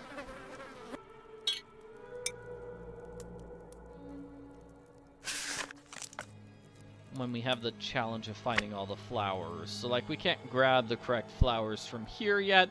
We don't know that puzzle exists yet. Let's see. I know there is something in the corner which is hard to find, but super vital for the game. So let's see. I don't see it here. Here, this corner. It's a jetpack. That's how the Banshee is able to be on the second floor. The Banshee has a jetpack. I'd better go somewhere out in the open to work on this.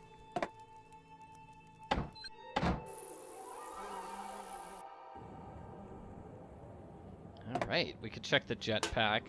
This is going to be a puzzle getting the jetpack to run.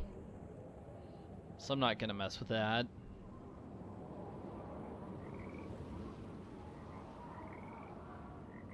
And the thing we got for getting rid of all the bugs is going to help us solve this puzzle.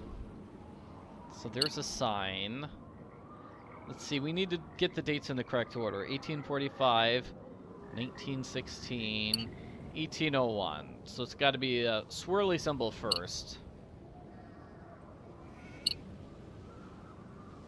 And then snake symbols. So swirly, snake, and then mountains. Swirly, snake, and mountains. Swirly, snake, and mountains. So we're looking at a section of the wall where we gotta press those buttons in that order. So swirly, there's mountains, there's snake. Where's swirly? Swirly, snake, mountains.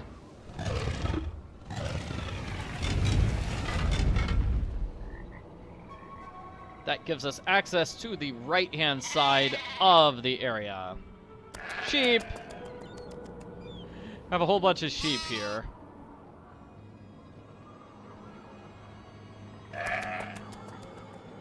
Yeah. And we need to visit one, like, random place on the right-hand side. Find the zoom-in area. It's this tree.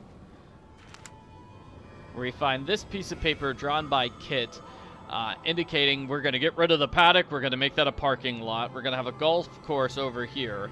Not messing with the weird stones. No, that's fine. We're putting condo number 1 here, condo number 2 here. Keep the castle if we can. The river, we're going to move the river somewhere else, though.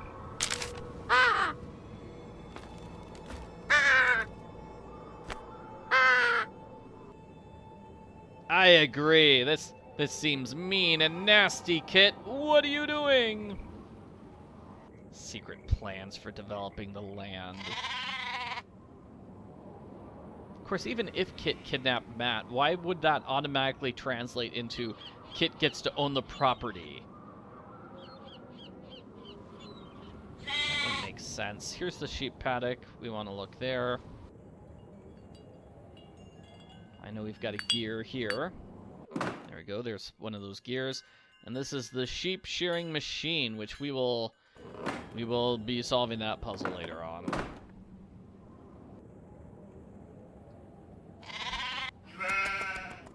So now I think we have both of the gears, right? Do we? Yeah, I do. I've got 2 gears. So let's solve the gear puzzle.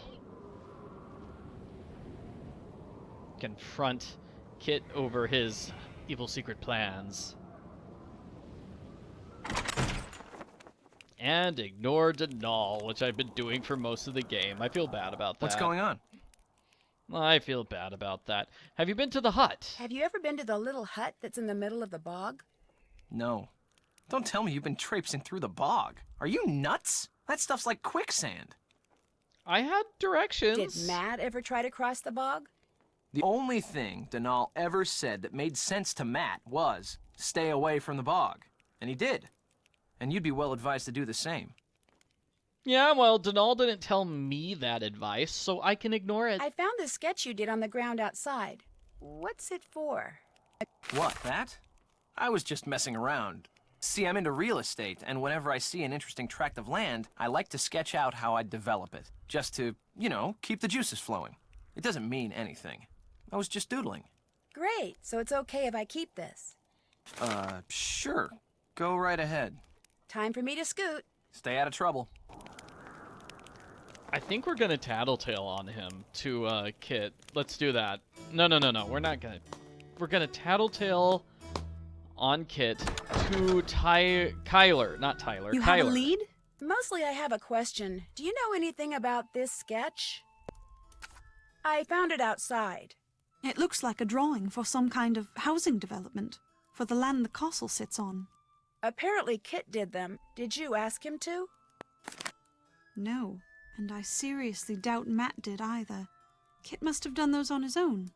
The question is, why? Anyway, I thought of something else you can do for me. Since there's a possibility, however remote, that there are forces at work around here that none of us completely understands, I think it only prudent to do what I can to counteract them.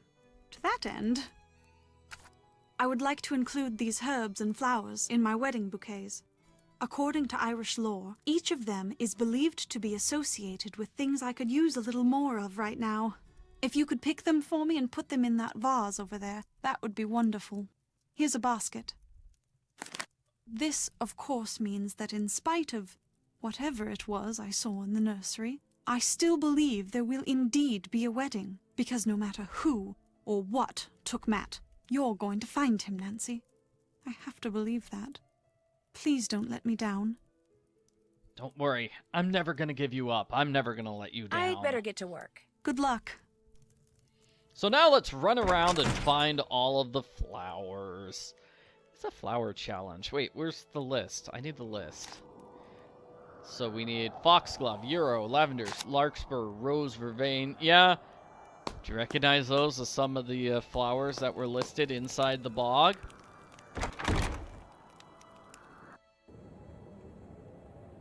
Let's see. I think the roses are inside the garden.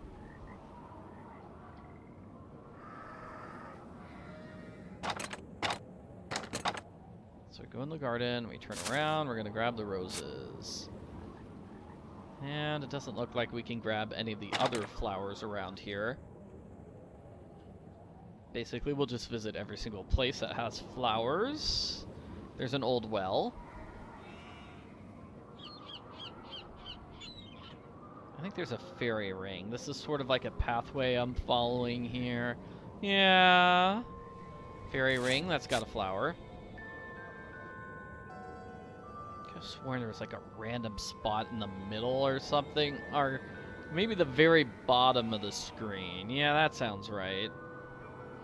Let's try to find the bog, because I could have sworn one of them's a bog thing.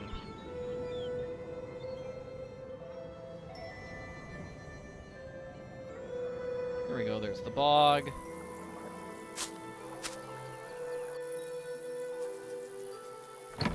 Fortunately, we don't have to solve the puzzle of sneaking around in the bog again. So that's one of the herbs. So I have 1, 2, 3, 4, and I also need lavender, larkspur, vervain. Let's take a look at it.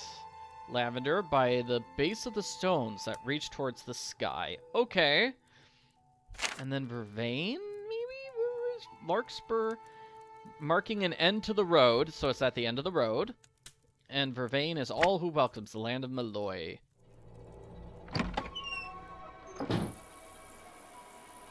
Alrighty. So that's really helpful.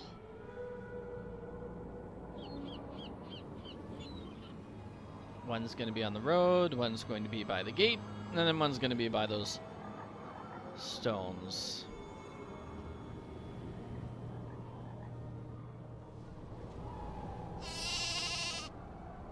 Meh. I think the stones are down here. Here we go.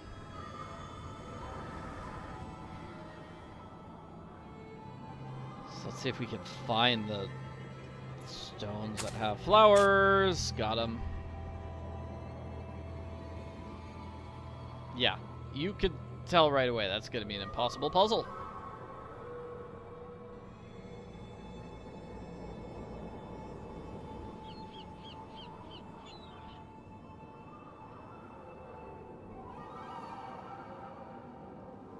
Now we're going to go down to the road.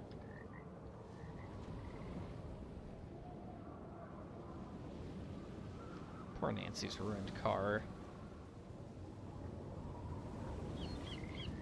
Here we go. And this particular patch of road has the flowers.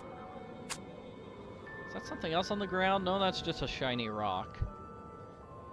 Well, it would have been cool to hang out with the shiny rock, but I guess it doesn't matter. So now that we've gotten all the flowers, we're gonna go back.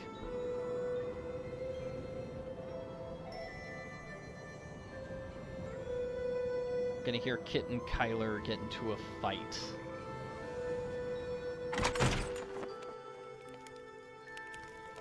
What's going on? Good talking to you. Stay out of trouble.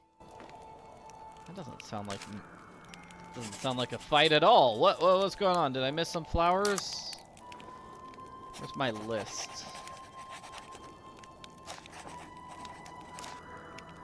Did I miss the ones by the gates? Maybe that's it. Yeah, I probably missed the ones by the gate.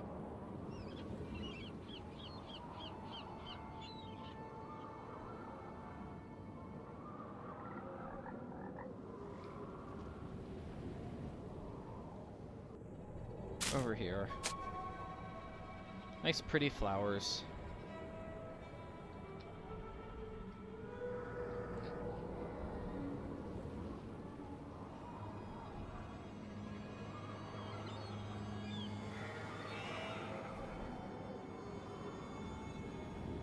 Here.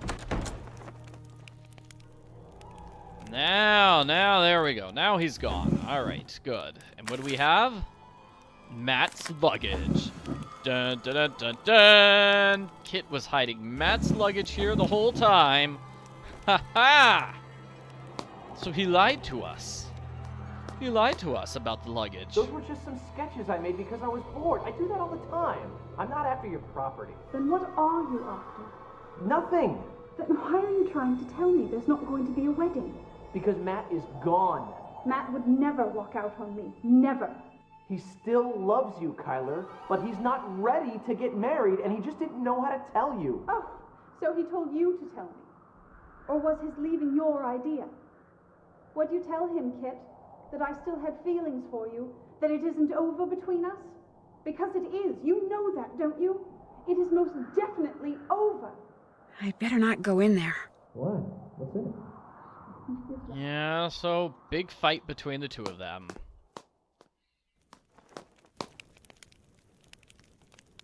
I think we just leave and come back and they should be in their normal spots. Like, the fight should be over by now.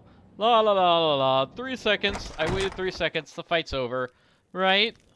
What's going on? I found Matt's luggage in here, right over there. What? Over where? It was behind the cots. How'd it get there? Looks to me like someone was trying to hide it. Well, it wasn't me. Matt hid it. Oh my gosh. He didn't go back to London. He's been here the whole time. Kyler was right. Oh my gosh. You sound kinda disappointed. Marrying Kyler is the biggest mistake he could possibly make. If this means that's what he intends to do, you bet I'm disappointed. I couldn't help but overhear the discussion you and Kyler had in the library. That sure didn't go like I planned. All this talk of fairy kidnappings and practical jokes, I just thought it was time to clear the air, but what happens? Not only did she accuse me of being the bad guy in all this, but as it turns out, she had it right, and I had it wrong. Matt didn't walk out on her. His luggage proves it. The part about your still having feelings for her, was she right about that too? Yeah. As for what, if anything, I'm gonna do about it, I haven't quite figured that out. Time for me to scoot. Drop by anytime.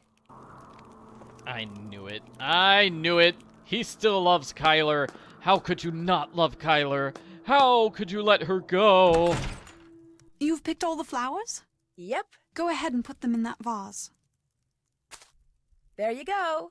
Splendid. Anything else to report? I found Matt's luggage hidden behind the cots downstairs by Kit's things. How did it get down there? It kind of looked like Kit was hiding it. Oh, don't be silly. Why would Kit do a thing like that? Well, anyway, that's a good thing. It means Matt's still around here, just as I've been saying all along. Anything else to report? Nope. I'll catch you later. As soon as you find out anything, let me know. Alrighty, so now I think we really do have to talk to Denal. Check. All done. Yeah. All done. We got multiple things to talk to him about. I think we've exhausted all the puzzles in the manor for now. Time to get a couple puzzles with Denal.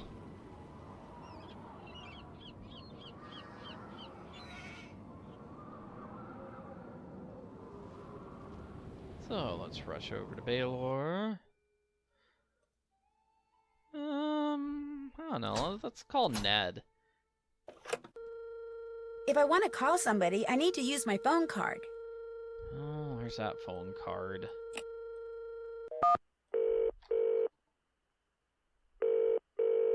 Hello? Hi, Ned. It's me. Hey, Nancy. How come you're not calling from your cell phone? Well, let's just say you were right about driving and using my cell phone. Sort of. You were in a car accident? Yeah, but you heard me hang up, so I wasn't really talking on the phone. I just had it in my hand. Even though I did wind up in a ditch. I'm fine, but the rental car and my cell phone are pretty much history. You drove into a ditch? Something that kind of looked like a woman and kind of didn't ran across the road right in front of me. I had to swerve to miss her, or it, or whatever. What do you mean it kinda looked like a woman? It had all this long, wild hair, and it was wearing something flowing, like a dress or a robe. But its face, it just didn't look human. Here we go again. You're in Ireland, not 2 hours, and what happens? A mystery falls into my lap. A harmless mystery. Don't worry, Ned. You're fine. Right. It's a banshee, Ned. It's not safe. Did I mention that Matt Simmons, the guy Kyler came here to marry, is missing? The groom is missing? She thinks he's just playing a practical joke. Wait a minute. You and Kyler are there by yourselves? No, Matt's best friend is here too. So's the caretaker, Mr. Delaney. This guy Matt thinks disappearing less than a week before his wedding is funny? I'm no expert on marriage or anything, but I don't think that's a good sign. I like this. Remember the woman who made me drive into a ditch? Remember the woman who made me drive into a ditch? It's just like, okay, we've got two conversations about the ditch lady. Remember the woman who made me drive into a ditch? I saw her again. Where was she this time? Outside the window to the nursery. I came face to face with her. Then Kyler came in and scared her off. Did you go after her? Couldn't. She just sort of vanished. Oh, and did I mention that the nursery is on the second floor? What? How'd she get up there? I have no idea. Although just before she appeared, I heard this unearthly howling noise. I heard it when she disappeared, too. Unearthly howling noise? Nancy, what have you gotten yourself into? I'm fine, Ned. What did this woman look like? Very old and disheveled. Scary looking, with long, wild hair, and this crazy look in her eyes. You're pretty much describing a banshee, you know. I don't think banshees live in houses, and I'm pretty sure this lady does. What makes you say that? I found a hut on the other side of the bog. I have the feeling it's where she lives. There's a bed in it, as well as all sorts of weird things. Like what? Like cages, some big enough to hold a small child. Do you know who she is? Not yet. I know that tone. It means it's just a matter of time. She also has a jetpack in her little cottage. I found Matt's luggage. Is that good news or bad? I'm not sure. The luggage looked as if it had been hidden by Kit, who's been trying to convince me that Matt isn't playing a joke at all, but instead had second thoughts about getting married and hightailed it back to London. Did you confront him? Yep. He denies hiding the luggage there and says if Matt's luggage is still around, that can only mean he was wrong and Matt is pulling a prank. But if Kit really did hide it... He might be hiding something else as well. The plot thickens. I'd really like to get into the tower of Castle Malloy. What's stopping you? The lack of stairs, for one thing. There are no stairs? They were destroyed along with half the castle in a mysterious explosion during World War II. Apparently the guy who lived here then, Brendan Malloy, was some kind of mad scientist. Why do you want to get up in the tower so bad? Because the flying banshee was hanging out there. I saw some strange lights coming from inside it. Kit says Matt is no rock climber, but still, I can't help but think it might have been Matt. Why would he be up in a tower? Maybe that's where he's hiding out. You just said there's no way to get in. I know, but maybe... He learned how to fly. You're not helping, Ned. Sorry, Nancy. I'll let you get back to the party. All right, talk to you later. Oh, Ned is at the party?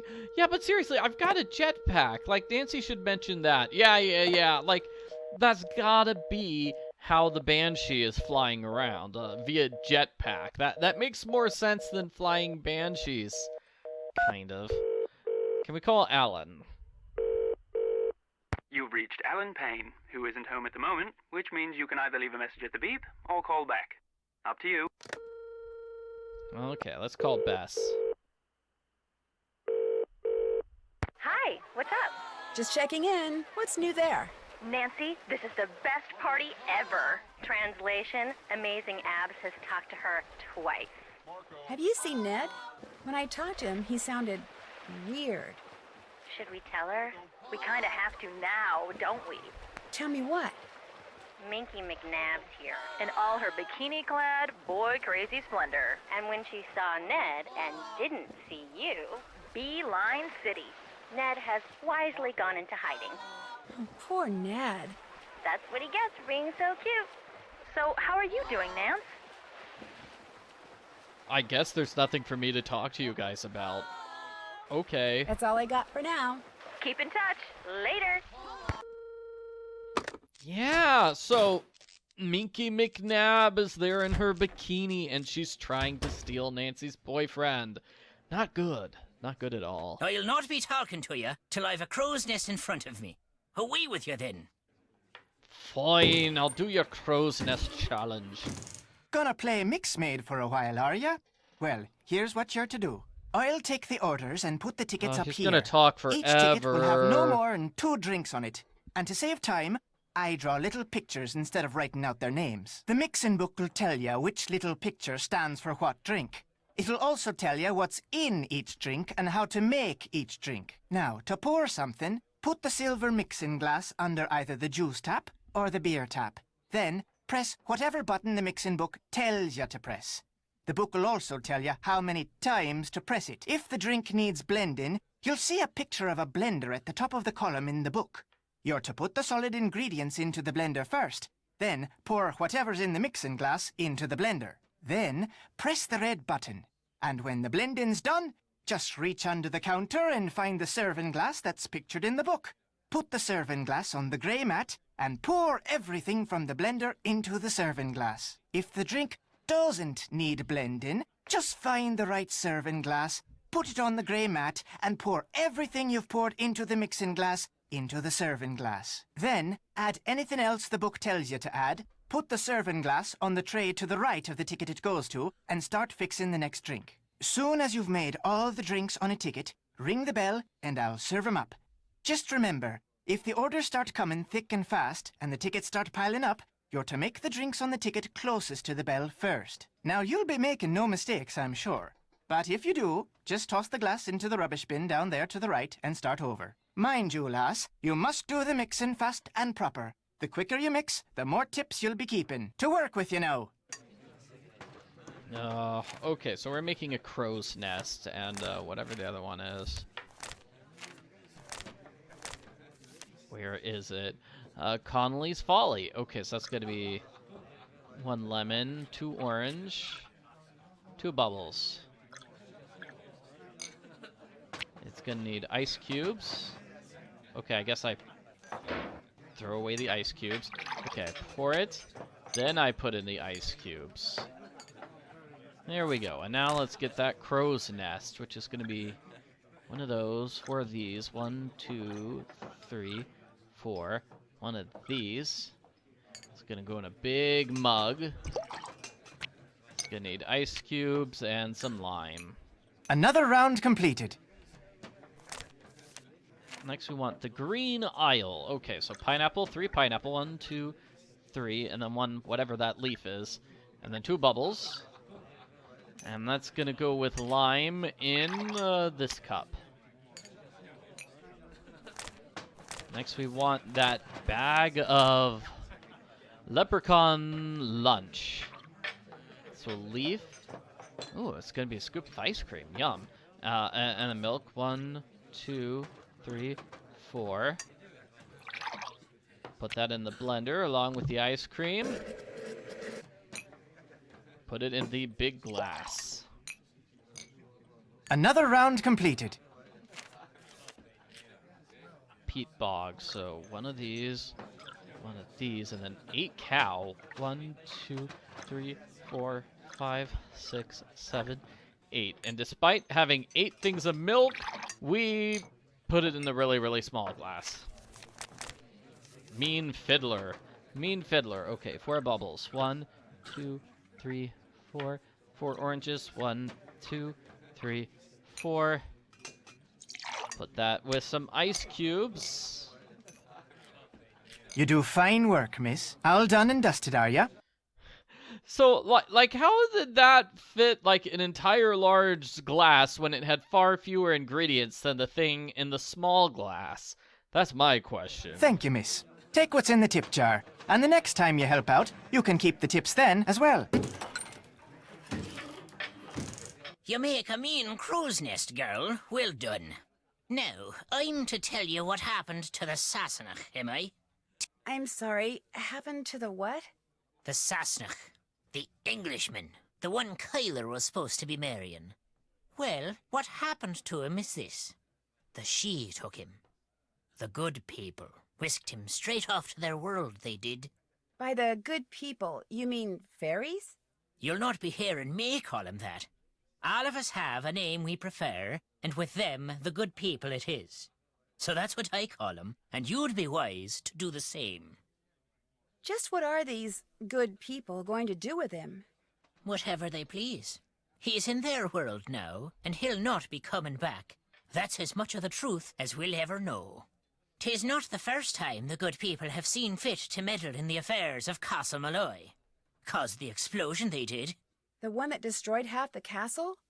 Brendan, his wife, Caitlin, used to own this place, she did. Aye, and their little girl, Fiona. All 3 were lost to the world forever when the place blew. But the blame lay not with Malloy. It was the good people. They'd taken a shine to Fiona, is why. And they knew that little girls, no matter how much they're adored by wee folk or mortals, sooner or later, all little girls grow up and grow old. The good people couldn't bear to see this happen to their beloved Fiona, so they made full sure it never did. Sounds to me like the good people are actually just the opposite. They have their ways, and we have ours, is all. That's just the way of things.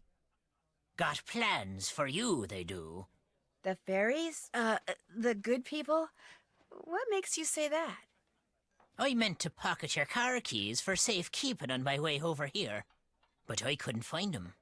You mean my keys weren't in the car? Aye, that's exactly my meaning. Taken they were. The good people want you to be staying. So he thinks the good people cause explosions, they cause car accidents and steal car keys, and they do kidnapping. I'm kind of with Nancy. They don't sound like they're very good people. Have you ever been to the other side of the bog? Do I look daft to you now? There's no walking across the bog. Once you fall in, there's no getting out. When I was your age, younger even, there was talk of an old gypsy woman who kept house in the bog, living all by herself, crazy as could be. But a tall tale is all it was. You stay clear of that bog, girl. There be no crossing it. Not if you're fond of living. What do you know about the stone pillars with all the weird writing on them? I've never been able to make heads or tails of 'em. Even bought me a book on Ogham runes. Waste of good money, that was. Ogham runes? All those lines. Ancient Celtic symbols they are. Runes. Spell out something. I lack the time and patience to work out just what. I wouldn't mind having a go at it. Do you think I could borrow your book? Sorry to say, I'm not in a lending mood at the moment, lass. A wee bit of me favourite drum music would put me right, but the band can't be playing it because their drummer took sick. Looking for someone to take his place, they are. I could probably fill in. I mean, not permanently, but... Go to it, then. One ditty is all. Play it well enough, and the book'll be yours. Seamus will help you get started. What a fine lass you are for helping out the band. Now here's what you do. Watch the cue. When it reaches the drum, just hit the corresponding section of the bowline with the beater. Keep doing that till the song's over, and if you've kept the beat well enough, the band'll split their tips with you. They're about to start. Just watch the bar, keep your wits about you, and you'll do fine. So we had band members here the whole time. Why couldn't they mix the drinks?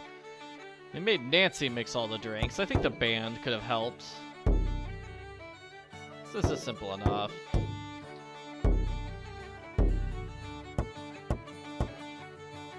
I got it.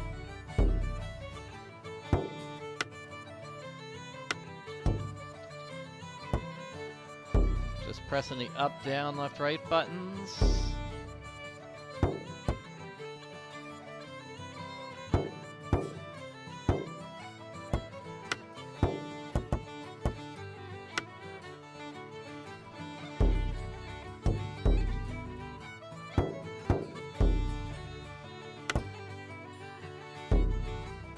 Good job, Nancy.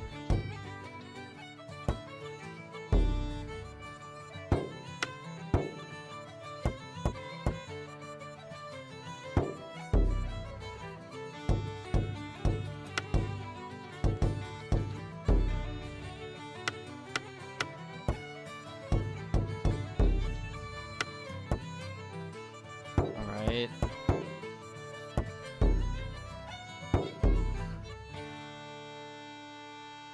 Woohoo! I think I messed up once. Here's your share of the tips. Sweet as clover to the honeybee, that was. Here's the book. Keep it as long as you like. I'll not soon have need of it. Will you be wanting something else from me, then? Would you by any chance know how Matt's luggage wound up hidden behind the cots in the Great Hall? That I would. I put it there. I told the Sassenach he was not to stay in Fiona's room, yet he did nonetheless. So, while he was out with the others, I took his bags and hid him, thinking to force him to leave her room. Wasted time, that was. Turns out the good people had something else in mind. Good at finding things, are you? As a matter of fact, I am very good at finding things. Got something for you, then. A key? Aye, to the sheep pen. The sheep I'm keeping on the castle grounds need bringing in so I can shear 'em first thing tomorrow. You want me to bring them in? There's 10 of 'em is all. With that lantern of yours, you'll be done before you know. Go on now, take it. Just walk the grounds, and whenever you come upon a sheep, blow a whistle, and back they'll go to the barn. When you think all 10 are in, go to the barn and make sure, then lock the place up, and that'll be that. Don't be looking at me like I've got 3 heads, lass. You can do it. Out with you now. There's work to be done. Ah, he's gonna make me do all his work, but that's okay. It's an easy enough job. forgot to do the gears puzzle in Fiona. I mean, in Kyler's room. Let's do that first.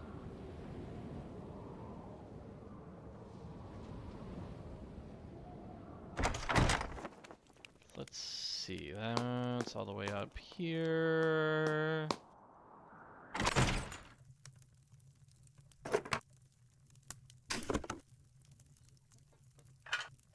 So I think it's just alternating the small ones and the large ones.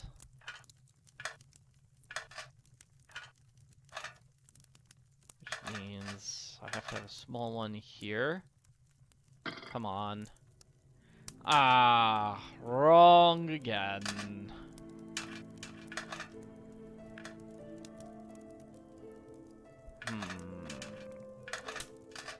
It's like if I had one here.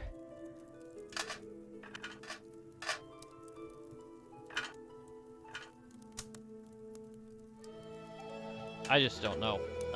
Let's see. It's sad I can't work from the back forward, if that makes sense. So I can't fit something in there. Like, oh. Darn.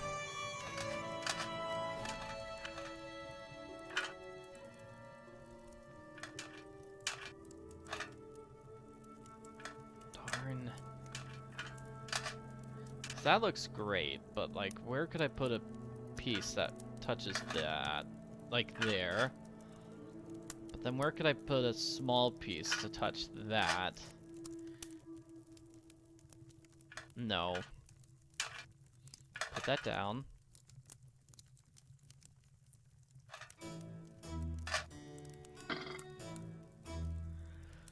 Yeah.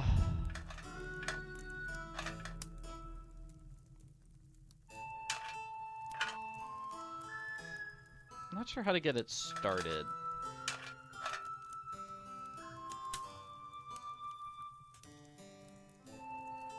So there's nowhere I could put this small piece if the large piece is on the bottom one. So let's try it on the top one. I can put that piece there if I do that. Okay, so let's see.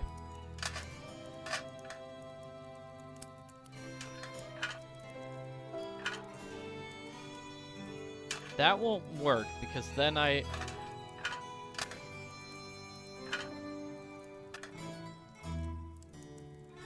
unless I have an extra piece like here, that won't work.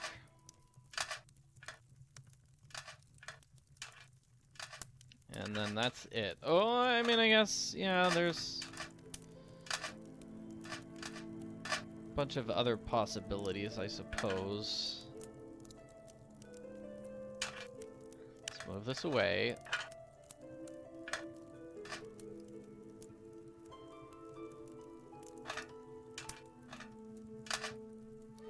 It would be nice if there was a magic spot I could put that, and then it would magically... That'd be great.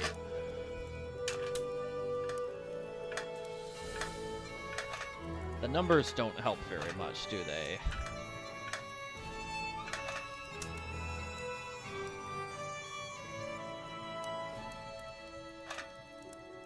Like 1, 2. Yeah, I'm still not sure what those numbers are supposed to represent. Let's get a hint from Madame Isbael. And watch as she doesn't give a hint, she just gives us a basic description of the puzzle. Come on, you gotta help me out here. I would like a hint.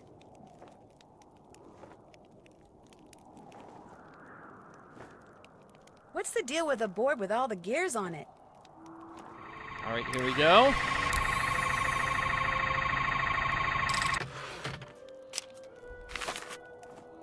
Two gears are missing, find them, and then by trial and error, make all the gears spin. Can you give me a secondary hint, though? I would like a hint. Like, give me a hint that elaborates. What's the deal with a board with all the gears on it?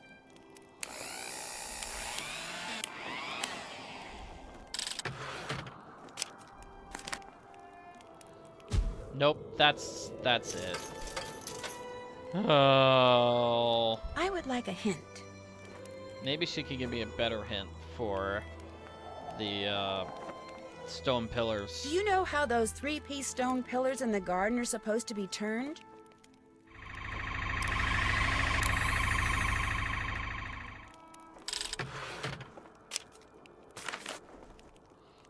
Caretake. I assume that's a joke for caretaker, because that's Denal. So take care to discover what those lines are, then match trees and star patterns, and you will go far. And that used up pretty much all of my money. Hooray.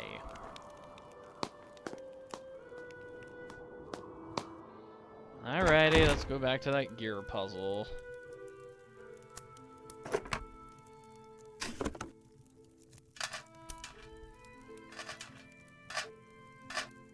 Darn, like, this was wrong because nothing goes in that spot. If I move this directly up, that doesn't seem to help. Unless something like that.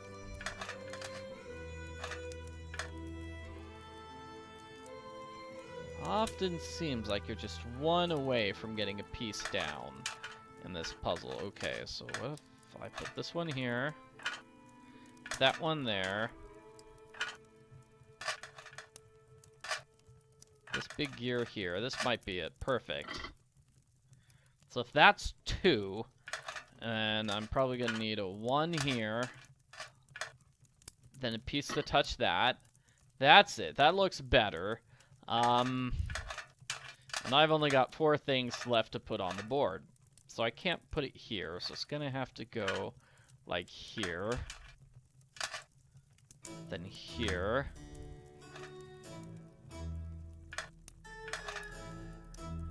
Like this somehow? But the gears are supposed to alternate, right?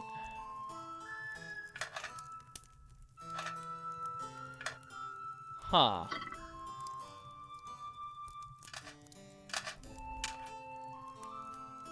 Because I thought the rule is that the gears alternate, but... like, if that's the case, we've got this going on. Then I don't know what these ones here in the corner are for, like, in the slightest.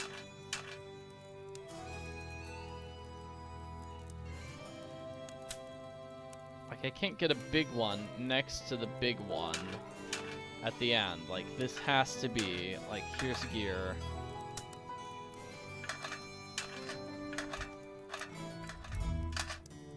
And there's a big gear, and then we have another tiny gear in the center. Like that. And I say, hey, that's the end of the puzzle.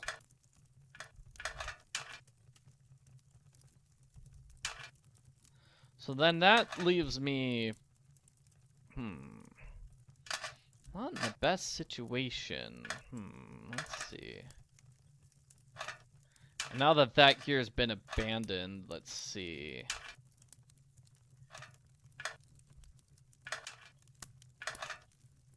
Like this. And now I am kind of working it backwards. Like this? No! Oh, no. Oh, that would have been beautiful.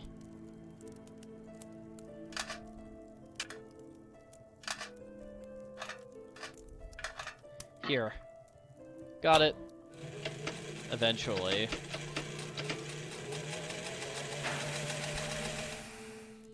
I don't know why I think working backwards is the easy way to solve the puzzle, but it feels easy to me.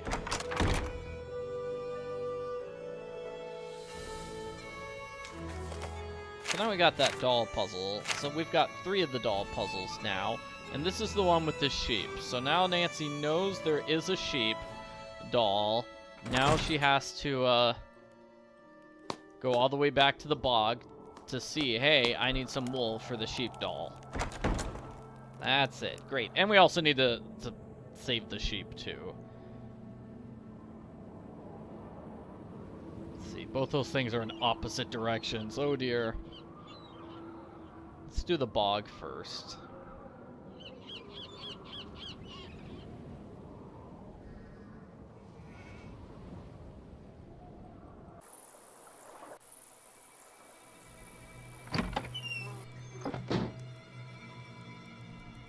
That sheep doll needs stuffing.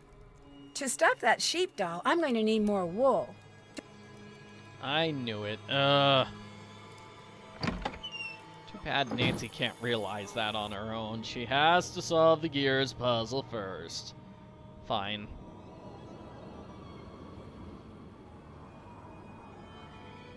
So let's see with the sheep. I just press that.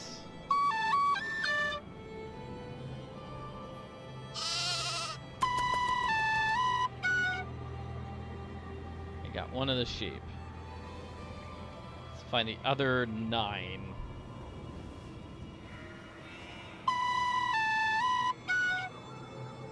I was sworn I heard some.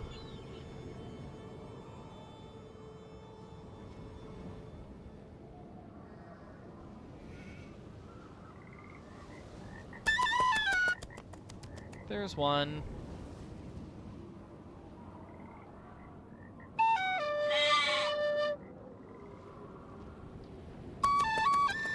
Ha! Found you, little guy.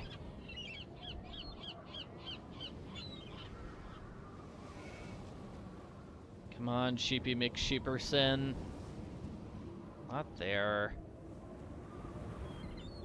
There are no sheep out tonight.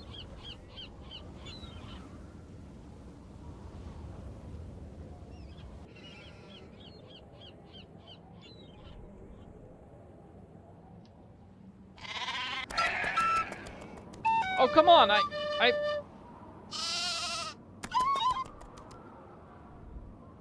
pressed my whistle button. I didn't scare that sheep away. What's this pathway? Pathway right into the wall. Okay, that's not a helpful pathway in the slightest. No? No, no, oh!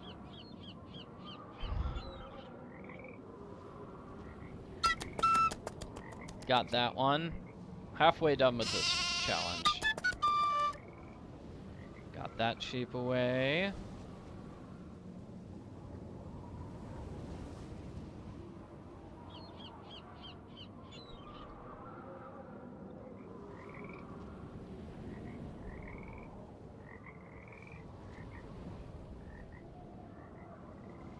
Now I'm just wandering through a field of nothing.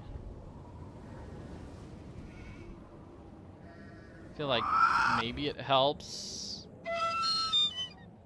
Like it resets the sheep location if you enter that area and leave. Maybe, does that help? Or no?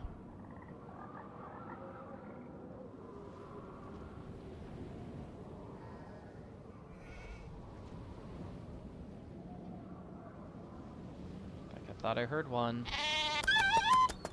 There it is.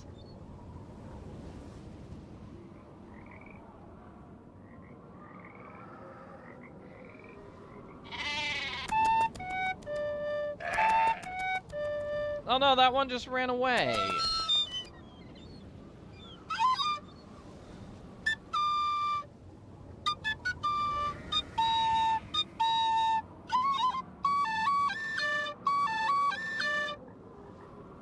Well, that's not helping.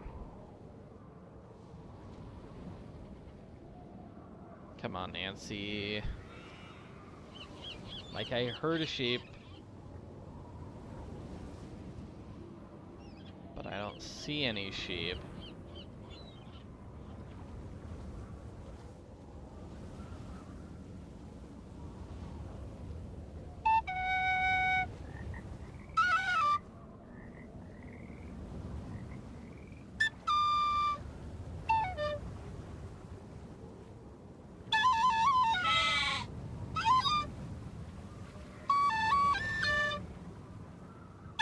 That sounded like a very close sheep.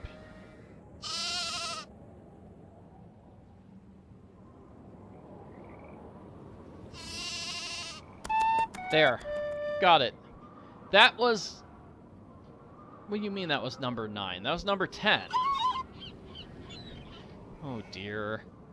I can't count.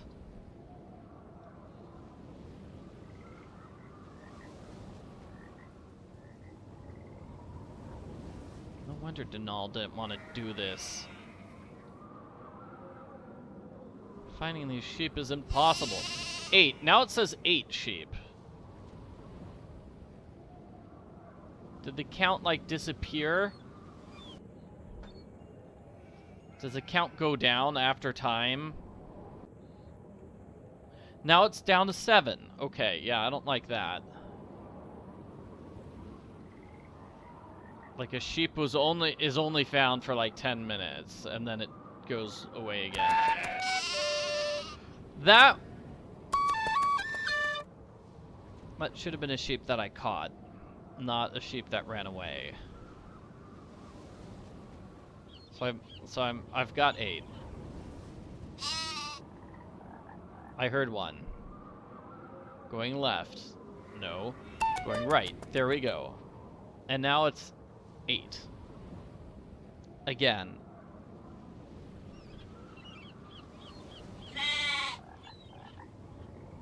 Please be a sheep. 9. Okay, 1 more. Final sheep, don't fail me now.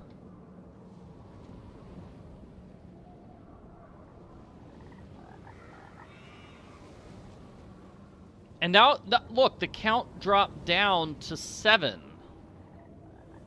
Where did the extra, like, 2 sheep go? I thought I heard 1. But I don't see 1.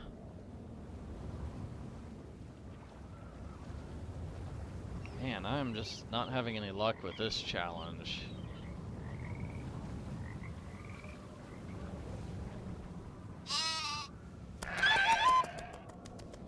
I thought I got it, but then it ran away. I don't like it where it's like, okay, I need to get... I can't lock them in. Can I just lock these in? No. It's not letting me lock in the 7 that are there. There we go, that helped. I think there's 1. Anyway. Just 2 more. Oh, 1 ran away from the barn.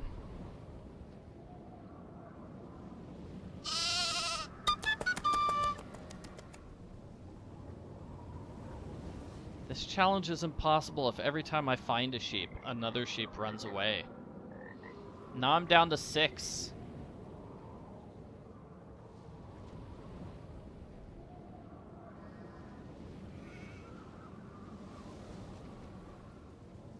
It could be anywhere in this rather large area.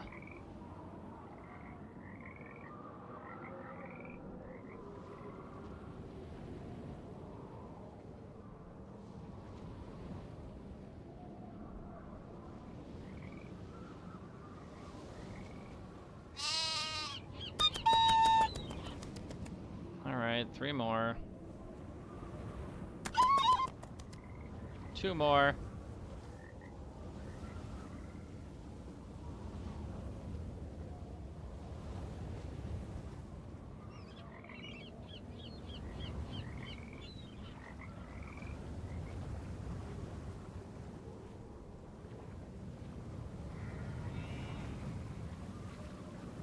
Like, that sounded like sheep, but it's not.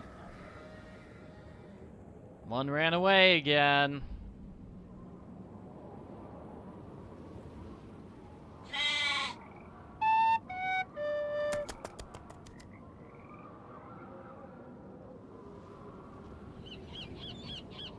Two away from being done, if they don't run away.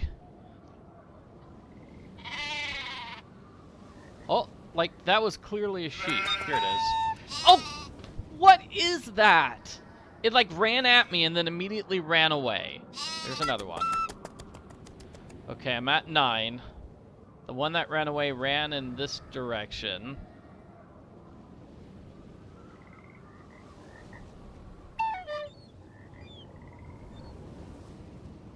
Like, I think what I'll have to do is save here. Save. And then I'll explore here. Was the sheep to the lower left? No. And 1 sheep ran away.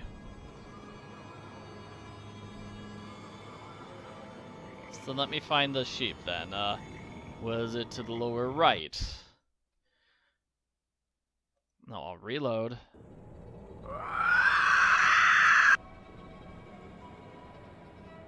And hopefully the sheep will still be... No, I mean, the counter goes down by the same amount. It looks like at the exact same time. But if I could find where that one sheep is...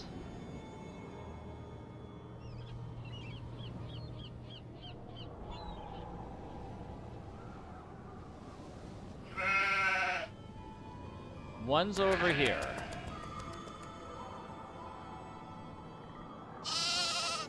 So it's upright was where that sheep was. So if I reload...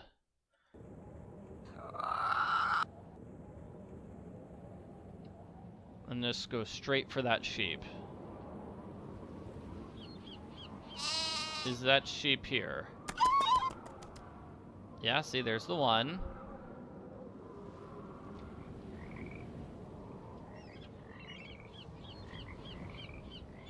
So I guess the second sheep over here. No.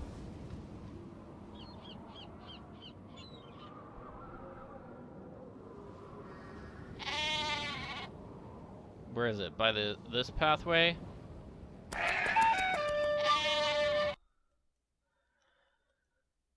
So hopefully, like, what I'm doing makes sense. Let's just, like, reload. The sheep should be in the same spot.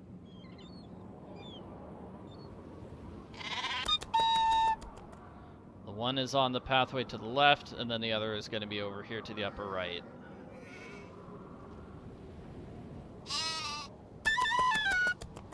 There we go. Yes, that was it. Now I just need to get back before another sheep runs away.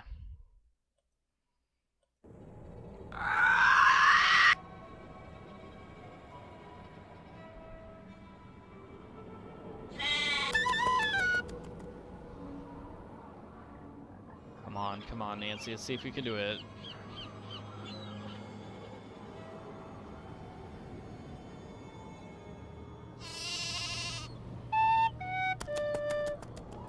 There we go, but then one ran away. Instantly. And Nancy was kind of running at top speed.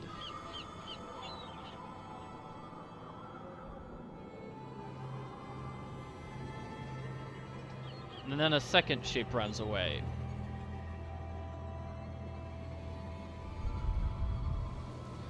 This challenge is making me cry. Oh.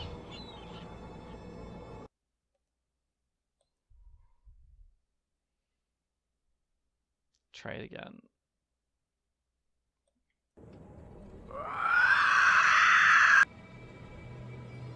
So I immediately go left, grab this sheep.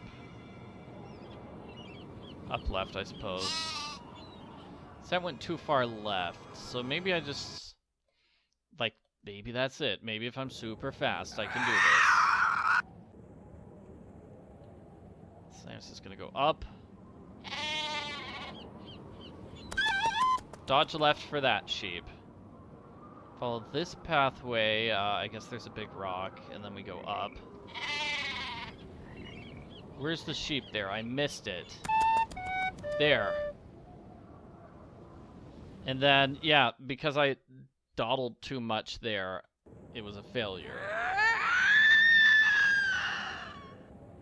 And is it leaving here from a different direction, maybe what I'm supposed to do? I don't know. It doesn't look like we can leave from the upper left part. Okay, so go straight left here, grab that sheep. Go right here.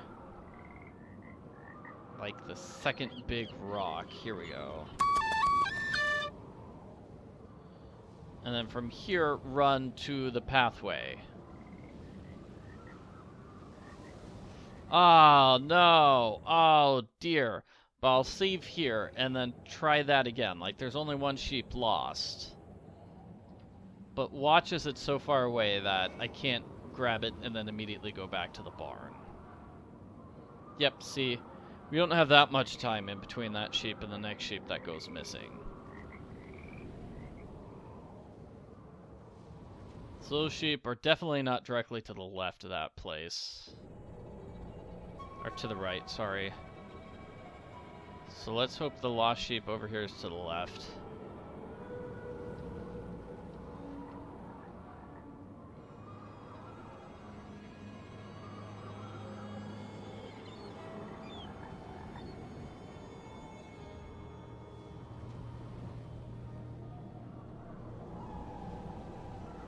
This puzzle is no fun at all. Like, what even is this?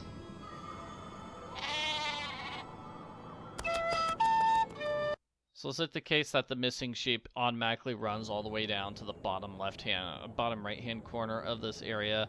Because if so, that's not fair. I'm going directly down right. There's the one sheep. Where's the other? Maybe I have to do this again, where I'll save at this spot.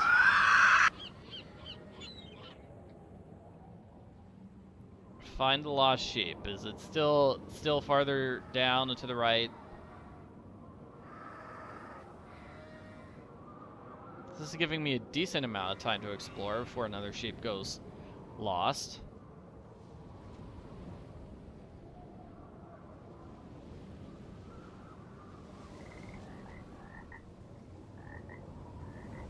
The right of the pathway. No sheep here. There it is. I heard something. On that path. On the path that goes right. So load. Back away, just go on the path that goes right and hope the sheep is there.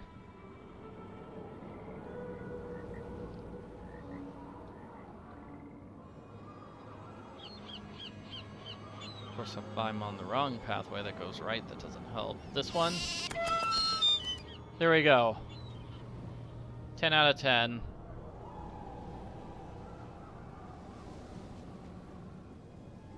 And here's the paddock.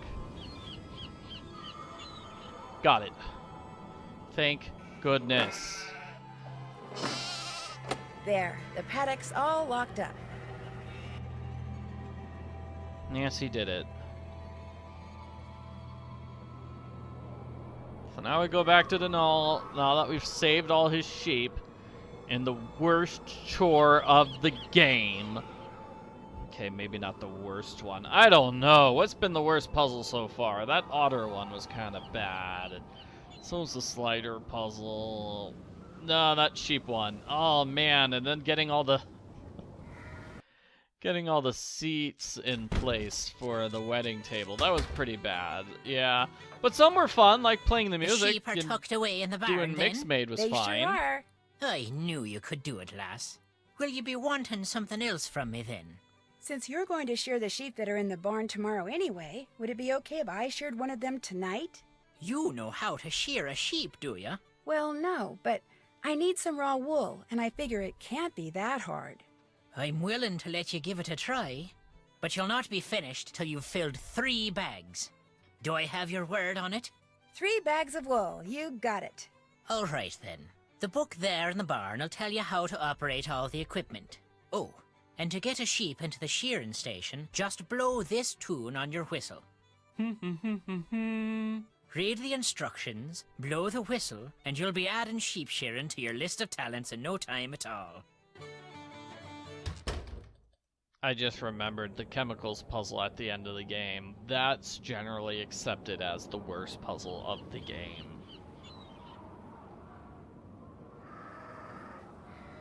It's sad. Otherwise, you know, this is a fun game. I like it. Looks like this time around, too many puzzles are kicking my butt.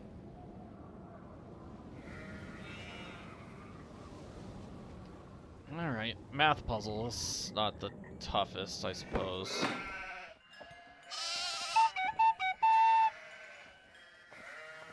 Oh, I need to be here.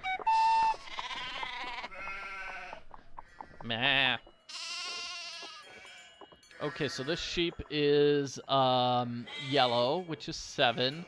It's Quinn, which is 22, so now that's 29. And now it looks like it's angry, right? So 29 plus 13 is 42. That looks angry, right?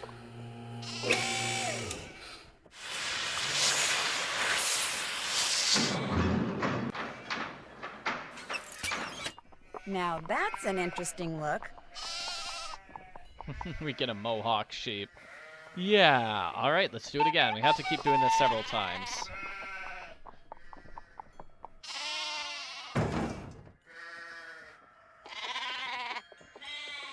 So that's kind of panicked, so 16 plus green is 2, so that's 18. 18 plus keen is, which is 21, that's 39.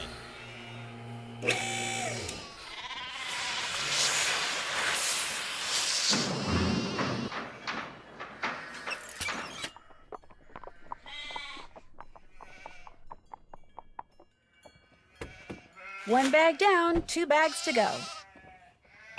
Yeah, there we go.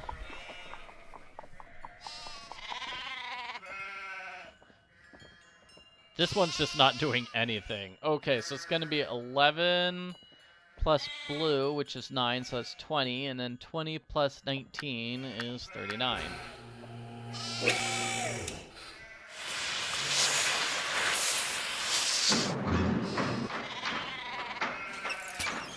Is that a sheep or a show dog?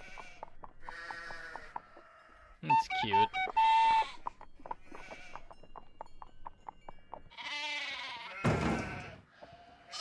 Come on, sheepy. Get with the program here. Okay, this one's bleeding. I think, or is it angry? Let's go with bleeding. Okay, 15 plus 7 is 22. Plus 19, so that's 41.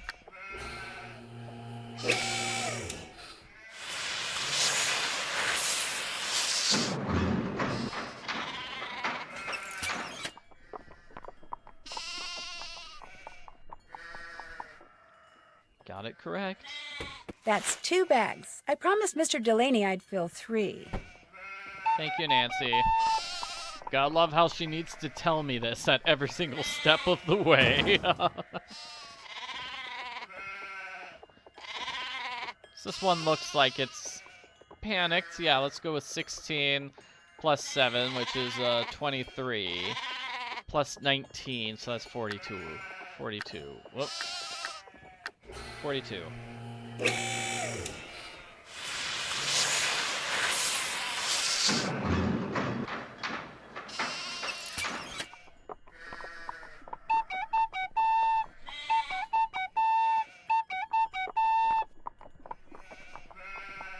Do do do do do do do do do do do do. With a knick-knack, paddywhack, give a dog a bone.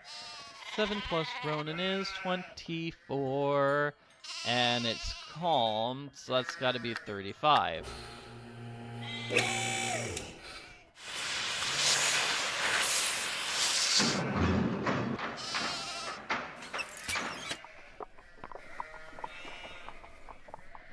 The most amazing sheep. We're There, done. all done. And we got the wool. So now we can get the sheep doll stuffed. And we still have the Ogham runes puzzle. That one's gonna be tough too. I usually just look up the solution to that puzzle.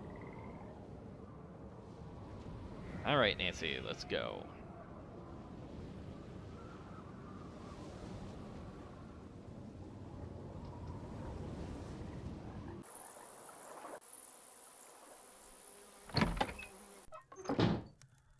Alright, so it goes here.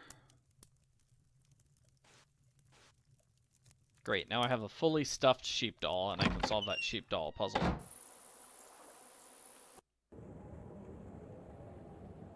So let's see, I think I've got 2 plates.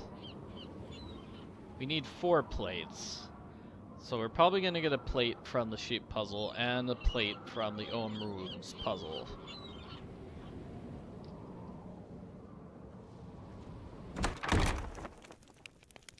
See, anything new with What's Kit going and on? Kyler?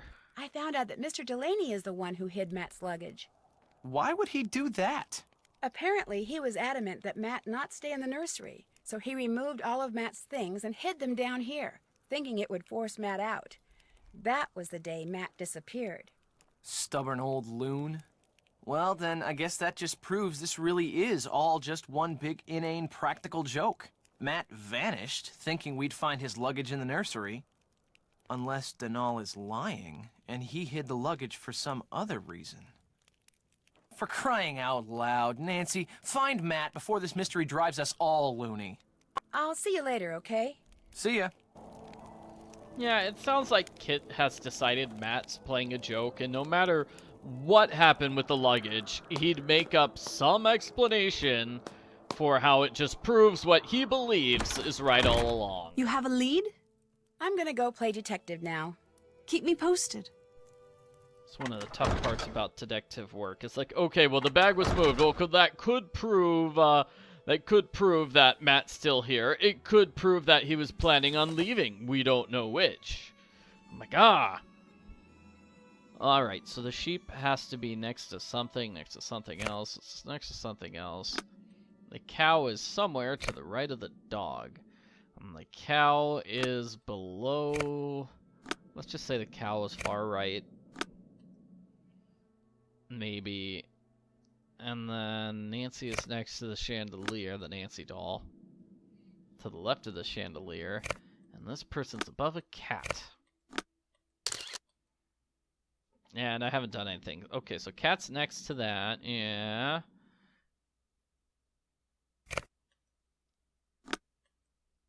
So wait, the pig's got to be here.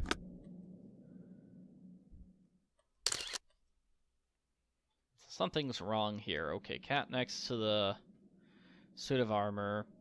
Cow somewhere to the right of the dog.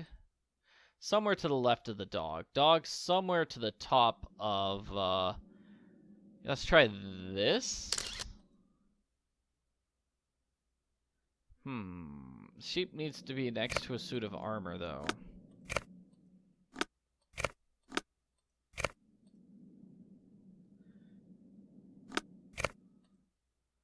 So, I'm a little confused.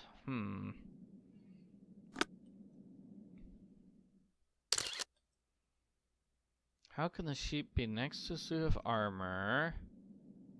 Suit of armor somewhere to the side of the sheep.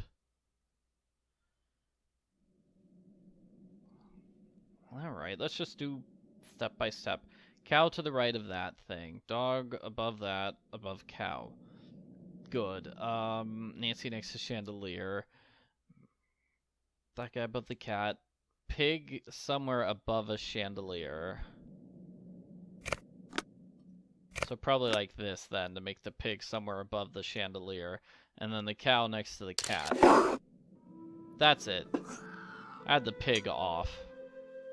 And that's the easy one to do on the plate. With the plate puzzle. These are the instructions for the jetpack. But will Nancy let me solve this puzzle or not? So the one that's easy to do is this. That's the one with all the instructions.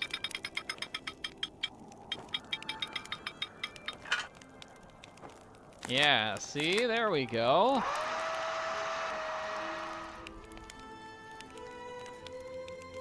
I just need to get the, I bet the game's not going to accept it and it's going to make me do that again.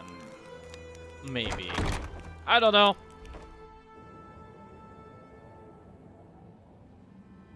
Let's solve the runes puzzle.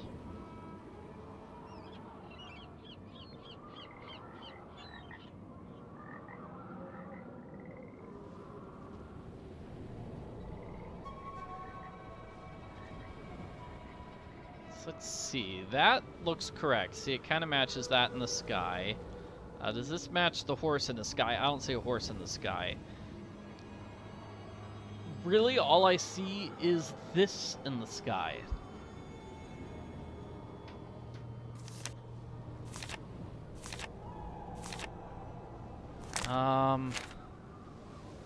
Oh no. Oh dear. Isn't there like another book with like astronomical signs, or is that just it?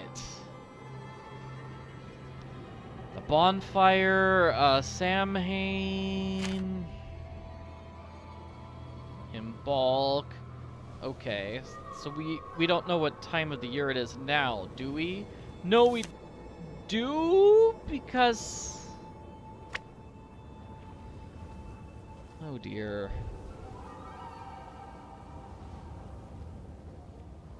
Still have to do that. All done. Did that. Yeah, I still need to, Did that. All done. Feels like I'm missing a book somewhere. The wedding invitation says it's June. That's the time of year it is right now. So which one is June? The one that's visible in June. Okay, I can solve this legitimately. It's just going to take a while. So it is summer. Which one's summer? I think this one's summer. So right of it's got to be fall. So right of that's got to be winter. And this has to be winter. And so then right of that is going to be spring. And let's say spring's the one that's barely growing. Okay, back to summer. What's the name of summer? So the name of summer is Beltane. Beltane. So that's going to start with B. And the next is this. At least I think that's what it's trying to say. Yeah, I think it's Imbolic, Beltane, Samhain, and then Lugnasa. So let's try Beltane. No, it says Samhain's the start. So it's going to be Samhain. That's November 1st. So that's winter? Imbolc is February. And then Beltane is the one that's May. May's got to be close enough. So it's Beltane. All right. So Beltane starts with a B. So it's going to be a single line and then 3 lines and then 2 lines. Okay? And it's from bottom to top. So single line. I think that's it. No. Single line, 2 line, 3 lines. Beltane. And let me just double check with those 2 jagged lines. What were those 2 jagged lines? G. So that was not even kind of Beltane. Beautiful. Lugnasa. Is it top to bottom or bottom to top? Written on the page, the readers... Okay, they read from bottom to top, yes. So next is going to be Lugnasa. And that's going to be the 2 lines, the 3 lines, and then the 2 lines on top. So that one was Lugnasa. That's Lugnasa. Let's get Beltane here. I think it's that one.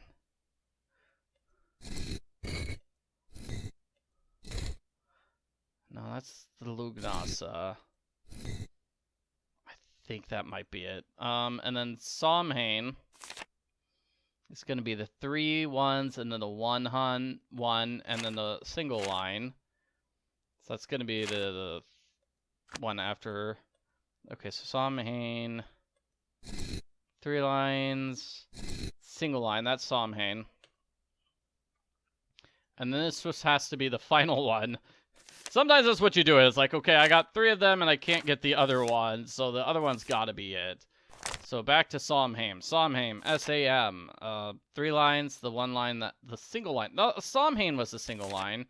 So that means this is Imbolc, because it's the 3rd one. So Imbolc is I, and then the single line, and the double line. Where's I? And then the single line in the middle. So it's not single line third. It's going to be single line like fourth, like that. So make sure I didn't have any copycats. Oh, I had copycats. Okay. So I messed it up. Didn't get it right, but don't worry. I still need to get another book to finish that puzzle. And that's fine with a puzzle like that. If we need to get 12 things correct, I can mess up on 1 or 2 of them and then get those just by guessing. Let's find our book on Zodiac. Yep, there we go. So this will help us. This will help us. That'll probably help more than anything else. I just need to be able to get the Zodiac correct, and then I should be able to get the symbols on the bottom correct.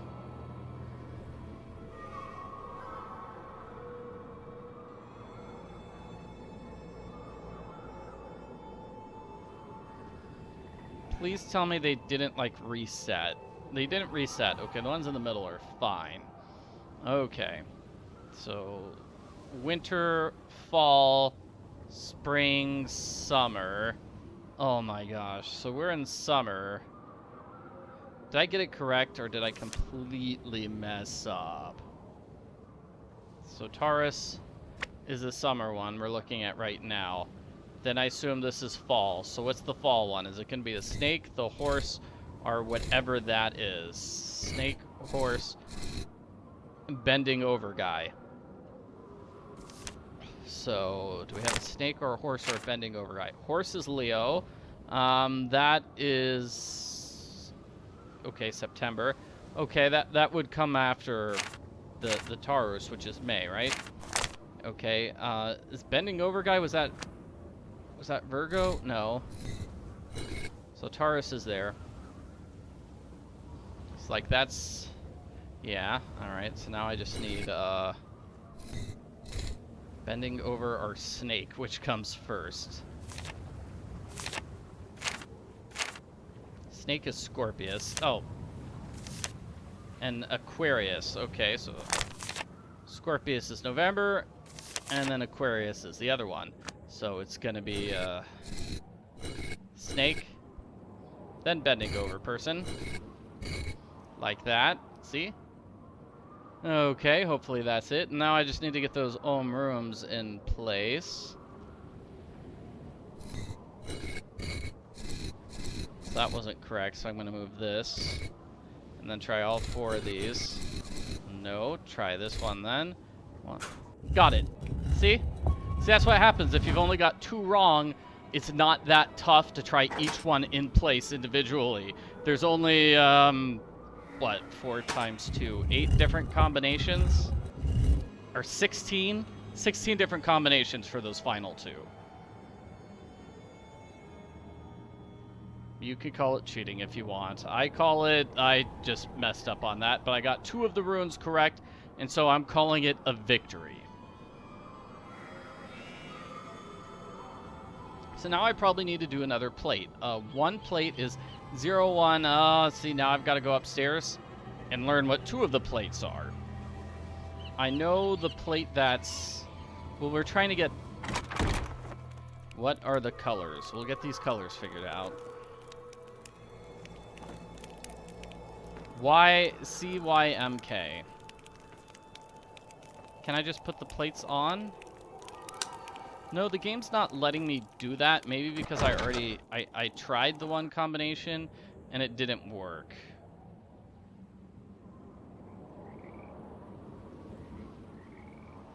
Maybe I have to put that piece of paper back on. I'm just trying to reset the puzzle here.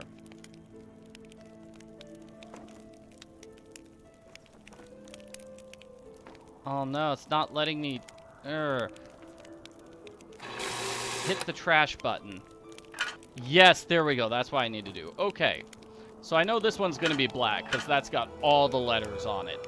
So that's going to be K. So next I just need to figure out what the binary code is for C, which I'm guessing is this one. Guessing because it's got very few things. And then Y is probably going to be more complicated. C-Y-M-K. I don't know. So we're going to go upstairs and find out. I don't know how binary works. Here we go. So C is... Oh, no. C is 67. And to get 67, that's going to be 01, 1, okay, so 67 is going to be 1, 1, 1. So 67, C, this is C. C is gold. Okay. And then M is going to be 77, so that's going to be 64, not 16, because that would be 80. So 64, so it's going to be 01, 00, 1. You're making me do math here. Making me do math. 1. It's got to have a bunch of 1s in it. So if that's C, then this is Y.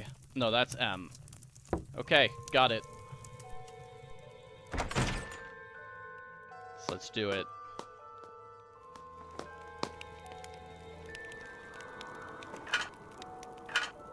So what did I say? This is C. So that's going to be blue.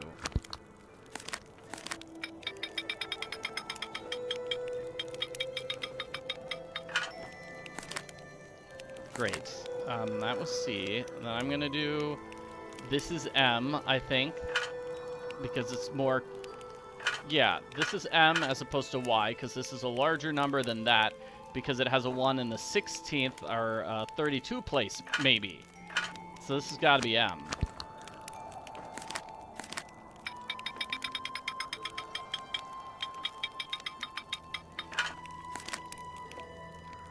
So that means this has to be Y.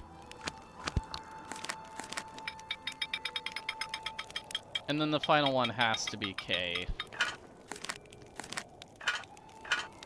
Because all the writing is in black ink. Like, you know, most books.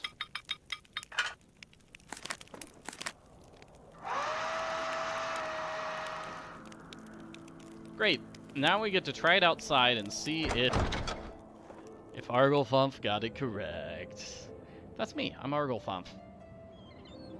Oh, and to answer the question everybody asks me all the time, I don't know what Arglefumph means. I just hit a bunch of random buttons on my computer when I was making up screen names. And that one sounded good to me. Spin this to red is step 1. And then step 2, number slot must read 729. Next, press the black button. Okay, I'm gonna trust you on this. That seems wrong. If I was supposed to, like, ink the things in a specific order, that would be terrible. Blue to, black triangle. Then slide lever to halfway point. Good. Then I'm gonna press yellow and then red.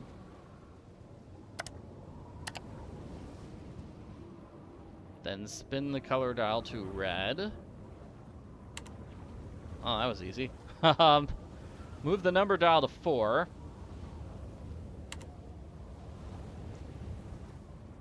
Blue up, yellow down.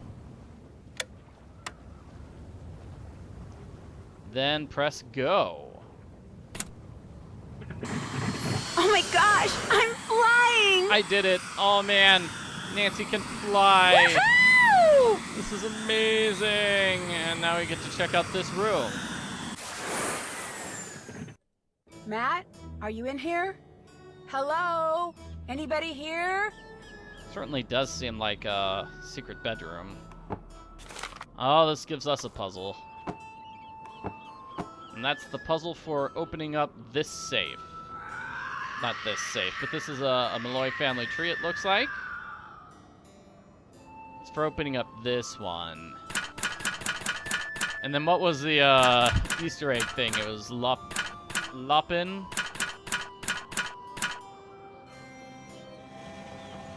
Yep, there we go. So I bet if I solve that, I get an Easter egg. That's cute. But now I need to solve this complicated puzzle. Oh, all these books. This is one I feel like skipping. Again, I think it's going to be like what we saw earlier, where if I just get 3 of them, that should be good. 3 of them will be good. So this is N5. Okay, number 5 is N. Let me write that down on my piece of paper. Good. It'd be cool if we could enter the nursery, like enter that area from behind. Cool, scare Kyler. Like we know the Banshee was flying around there, right? No, but Nancy's a nice person. She's gonna go in through the front door. What's going on? I'd better get going. See ya. Stay out of trouble. Can't tell anybody about my awesome jetpack. Whoa. So, the books are gonna be somewhere here. A couple of them on some shelves. Ugh, I hate this searching through every shelf trying to find the one book. Here it is. Hydroponics and aeroponics, growing without soil by Agriculture. Like agriculture. So 3 years into the study, by removing all duplicates, I find that the only remaining true consonant is a key. So I know how to do this puzzle, I just don't know how to do it. So by you remove, what's the one letter that is not duplicated? So like H, does H appear twice in the title? Yes. Okay, does Y appear twice? And Y is not a consonant. Okay, D, I mean, Y is sometimes a vowel. It might be Y. Okay, but what about D? I think it's D, actually. No, and. Okay, R, O, P, N-I-C-S. Okay, R is repeated. Okay, what about N for and? N is repeated. What about G? Is G repeated? Growing. R was repeated. W might, no, growing without. So G, we did G. What about the T? Without, H is repeated, and then S is repeated, and L. L is the one that's not repeated, so it's got to be L or Y, right? So 3 is L or Y, according to my notes here. So I removed all the duplicate letters. That's all I did. Just double checking. There's no L. Yep, that's it. Cool. Now let's find the next book. Hopefully this one's an easier one. Easier puzzle for us to solve. 2 simple words. Swap the first letter and the last letter. Change to R to P. Okay. Whoa. Way too many steps there, buddy. Way too many steps. Here we go. How about this one? To our dear friend, 1 year soon. Okay, that's 1. You'll finally join us here. The C's await your notice. So probably 1 and 1 is C, right? Yeah? Fingers crossed. So that means I've got 3 of them figured out. Do we have another book? Like, there should be like 4 of them. Right? Did I do Zoopraxiscope? I didn't see that one. Maybe it was like one of these ones. These books, no? No, not there. Here? Oh, it looks like that would be one, but it wasn't. Oh, I don't see the other book. Wait, no. That's still nautigraph. Nautical geography. And then ersatz.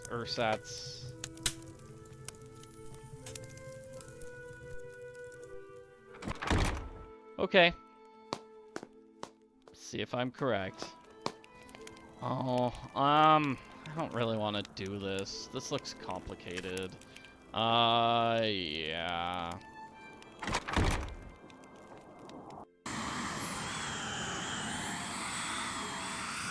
Right over here.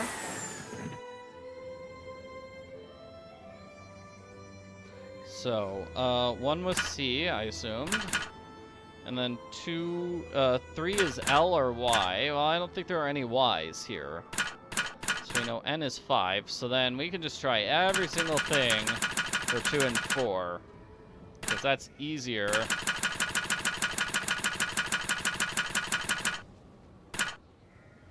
That's easier than actually solving the puzzle legitimately. Alright, let's try L. Thought that was probably not going to be it.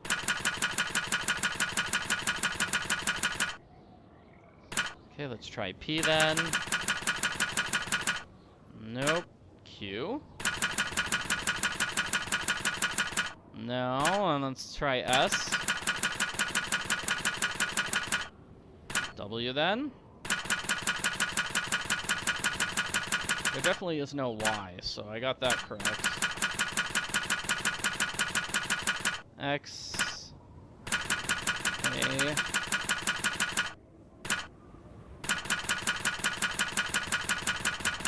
Alright, so I tried every one, and that's not the solution. What did I do wrong?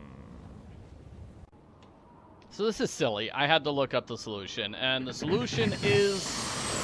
I didn't read book number 5. Yeah, you do have to read all 5 books. The game will not let you do the cheater solution of just guessing what the final number is. Even though that should totally work, you could just try every combination the way I did. So 1 book is on the desk, and that must be the one I missed. It's this one. So animals abound in a merry round, seated in the middle can answer the riddle. On legs of 4, they spin evermore. Okay, that's great. So that's number 4. Yeah. Oh, it's this, okay. Seated in the middle letter in this is X. Is that right? That's gotta be it. Okay, so 4 has to be X. That's fine. That's fine, I guess. I don't know. So, now, armed with the correct solution, we can solve the puzzle. Whoa!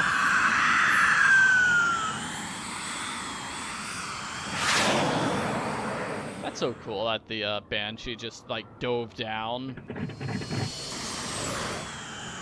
This went whoosh.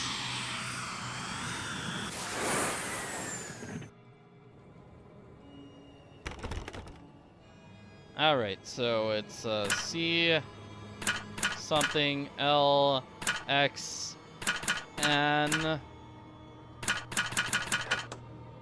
Q. Alright, here's the next one. Okay. Here's Fiona. Nice little picture of Fiona. Here's the key. Easy to miss, but that's the important thing. Oh, this looks hard to read. I think this is from Brendan. Brendan's wife. Okay. I think this doll is supposed to be me. And was there a key on the doll? Oh, that's the car key. Okay. Alright, that's Nancy, and she got her car key back. Great.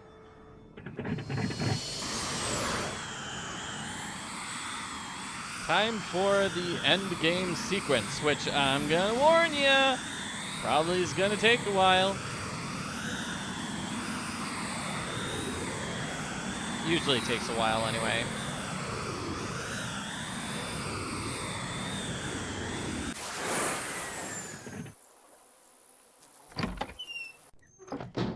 So yeah, this is definitely going to be a video that's over 3 hours long. Happy 6th birthday to a darling daughter, Fiona. You're the light of our life. Our deepest love to you always. Happy birthday, sweetheart. Oh my gosh. Listen, I'm sorry. I shouldn't be in here. This is your home, isn't it? My name's Nancy Drew, and you're Fiona, right? Fiona Malloy? Fiona, listen. I didn't mean any harm. See, I'm looking for someone. A young man named Matt. I don't suppose you've seen him. Fiona?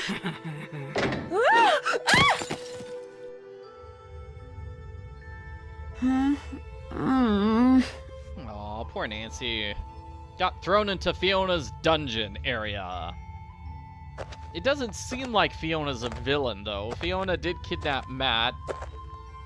I just think she doesn't quite understand it. She doesn't seem, like, verbal. Like, it doesn't seem she can talk or understand language.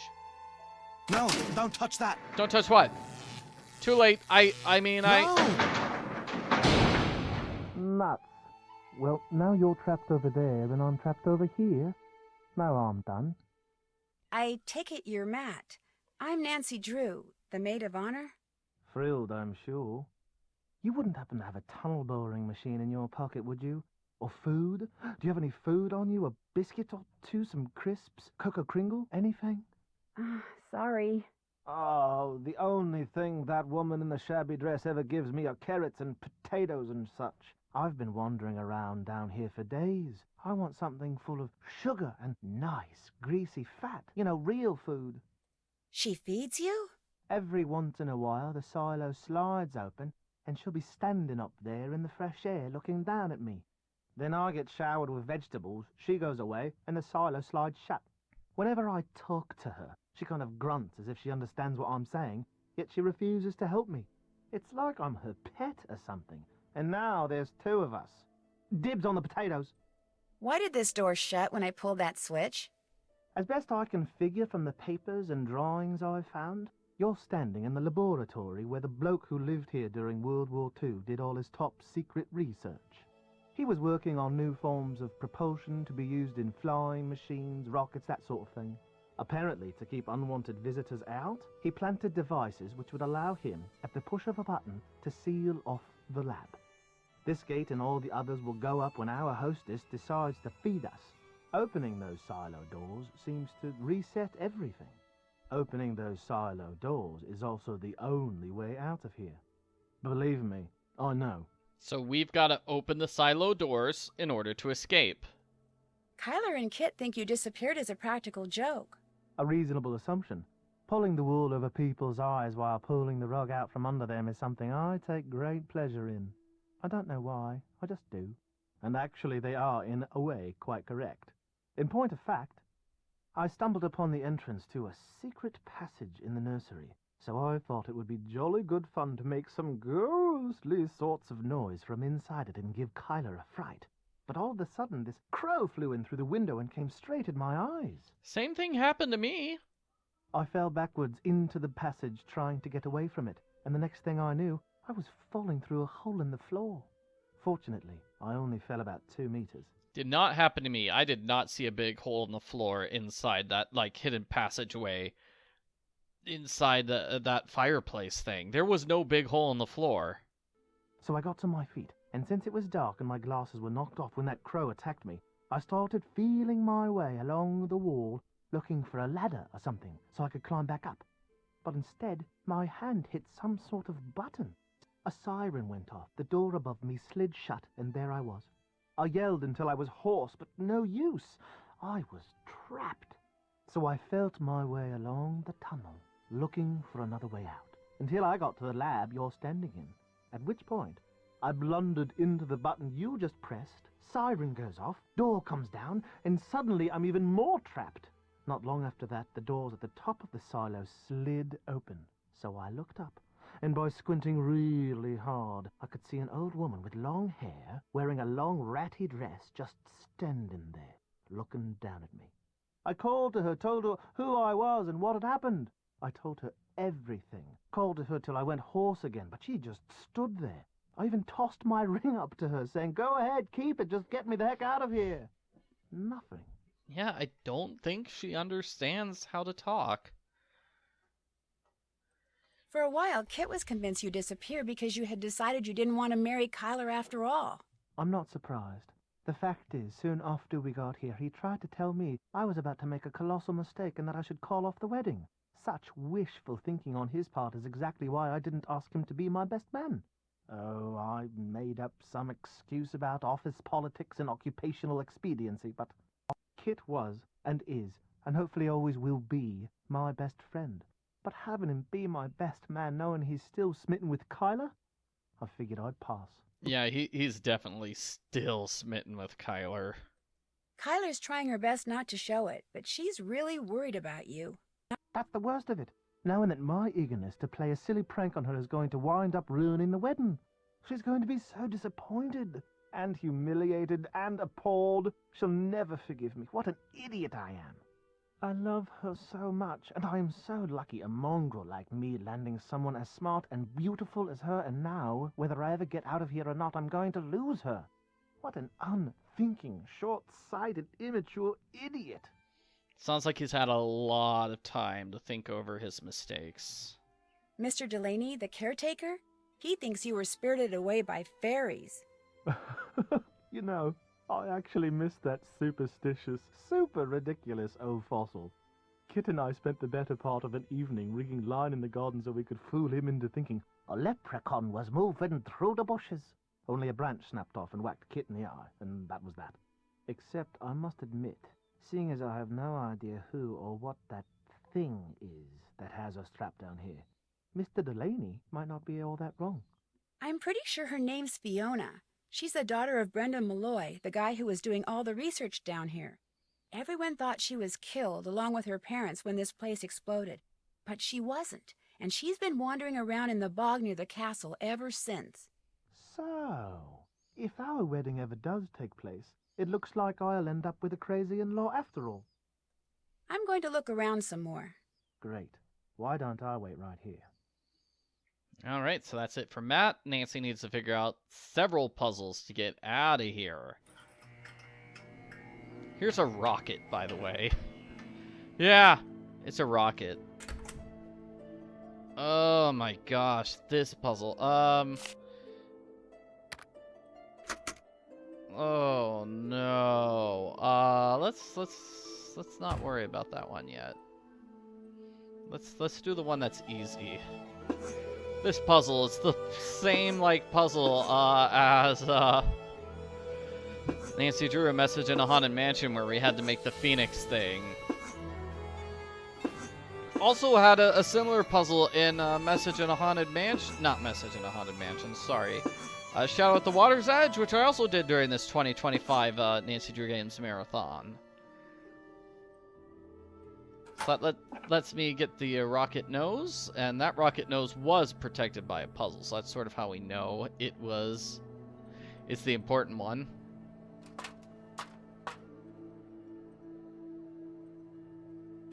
There we go.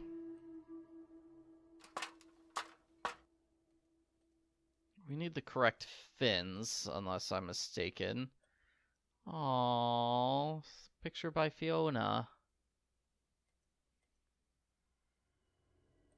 Let's see, how do I know which fin is correct?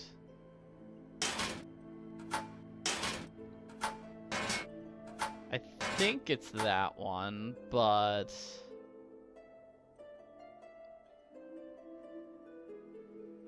fin types. This just talks about fin types. Maybe there's a notebook somewhere which tells us which specific fin type is the one we're looking for. I don't know. I mean, that looks like it kind of matches. Science notes. Yay, science. Here we go. All switches are off. Verify rocket. It looks like the only sure way of getting those silo doors to open is by launching the rocket. Attach wire leads. Doesn't look like it has anything about the correct type of fin, right? Does it? Load rocket base. Maybe that's one of these things here. Did you know there was a button here that says, in case of lockdown, press to open? What? You mean something that could open up a way to escape was right under my nose the whole time? That does it.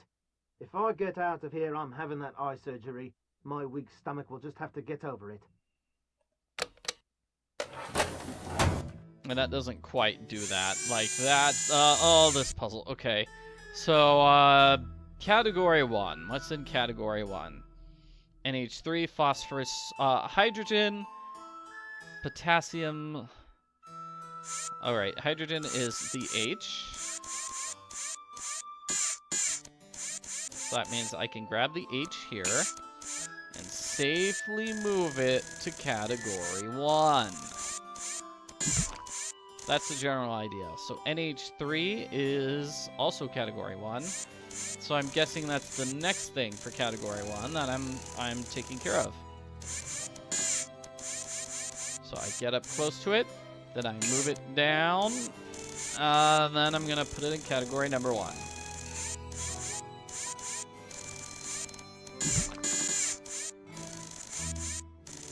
Now I'm gonna go with H, which is hydrogen. We already know that hydrogen is Category 1, so it's safe to pick this one up.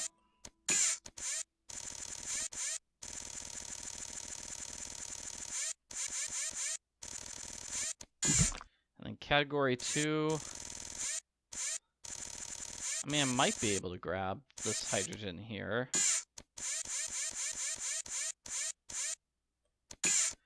There we go.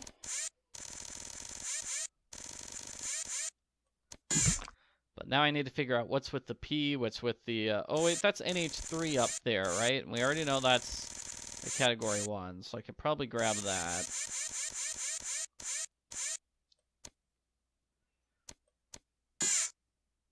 Like, can I open it one more without hitting that iodine? No, I can't. Good news, chemical burns aren't painful. Wait, I thought you were a superhero. Never mind, yeah, they're super painful. Yeah, ouch. Alright, so let's see where iodine. Iodine is Category 2. Is Category 2 open? Yes. I stands for iodine.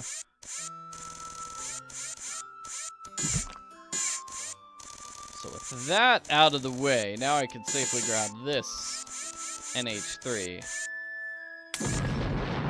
I said safely. Good news, the chemical explosion blew the silo doors wide open. Bad news only because it only blew you and Matt straight into them. Ouch. I'm not entirely sure what I hit there.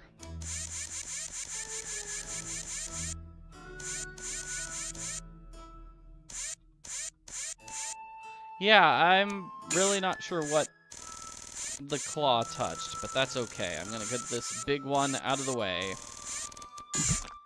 And let's see, what's F? F is fluoride, right? And fluoride's Category 3. So now we've got to get these small ones out of the way.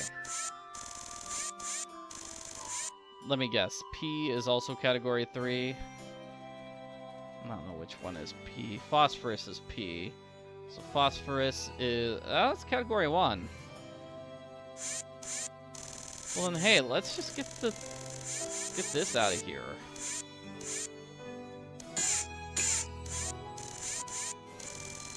Just get it out of the way.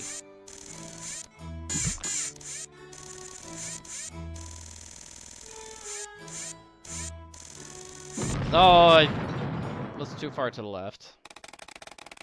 Chemical burns aren't painful. The bad news, oops, we've already seen this game over scene before. We already ran out of game over scenes, oh no! I have done a number of videos where I just do all the game over scenes for a particular game. And that's the worst part, is like dying over and over again to see if you've gotten all the game over messages. So like generally I'll have to die like 20 times just to be extra sure there's not one I missed. And the absolute worst was Shadow at the Water's Edge, I believe. The one scene... Sorry, I'm trying to concentrate and talk at the same time, and it's not working. The one scene where you have to press you make all the buttons appear to go through the door because the room is slowly being poisoned, and it's like 5 minutes of waiting, so yeah. Oh, I guess I is not there. So it's basically, that took like an hour. Took an hour because you have to wait 5 minutes in between every single death scene for that particular death. So that took a while. This one, not so bad in terms of how long you have to wait. Really?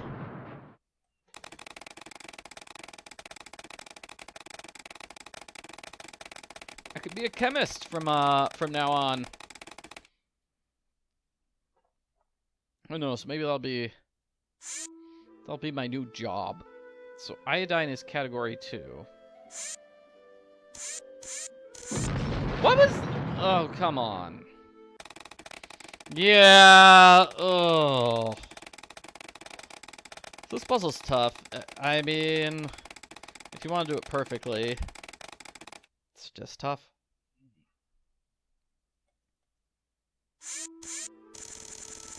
But conceptually, it's not too hard. Like, you get the basic idea, which is put these things away where they're supposed to go. And just don't touch anything. That's incorrect. Like that... Like here, I don't know if I can go one right or not, if that will hit the HG. But I do have to go one right in order to grab that phosphorus. So yeah, I can't go one right. That's just instant death. Maybe this is why I didn't go into chemistry, this video game. So is HG, I think that's category 3, right? That's mercury. Yep, it's category 3.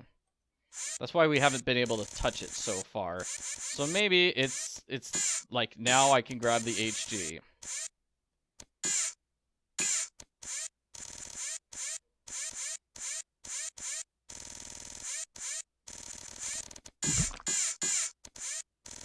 So with that HG out of the way, I can grab this phosphorus. Which I seem to remember was category number 1. Now let's look up H2O, BR, and RN. RN is radon, which is category 3. H2O is category 2.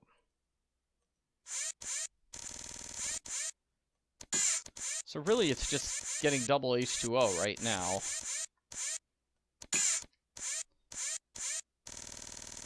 H2O, category 2.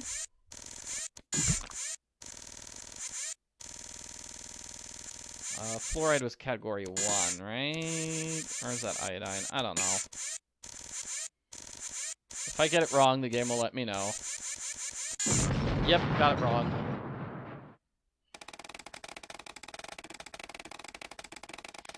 It would be terrible if the game... I'm just glad that the game saves the state of the board rather than forcing you to restart from the beginning.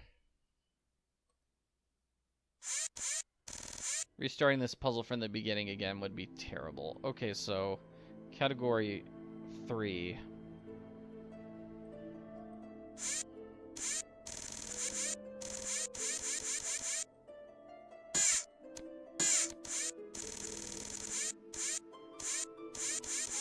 So open this, go up next to it, grab it, put it in here, let it go.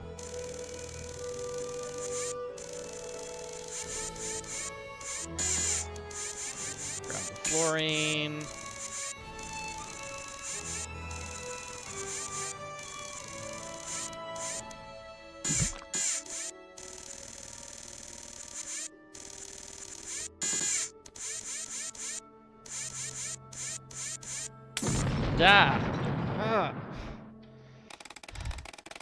Sorry.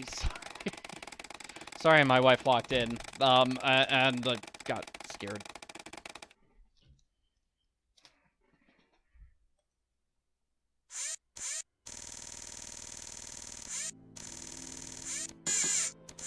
Okay, H2O. Try this again. H2O was category 1, I think. Nope. H2O must have been category 2 then. Chemical burns aren't painful. Ha ha ha, superhero joke. Oh boy, that's so funny.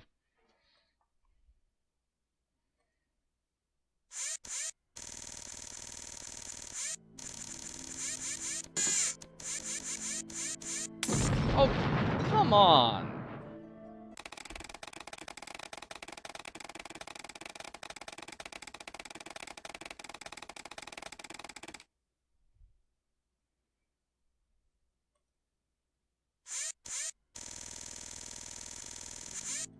Did I say this puzzle's not so bad? Because I think it is. Okay.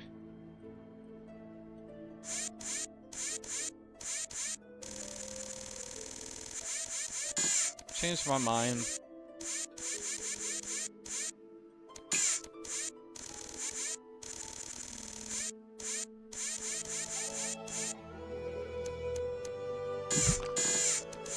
Definitely a terrible puzzle, but hey, it looks like we've got a bunch of things figured out.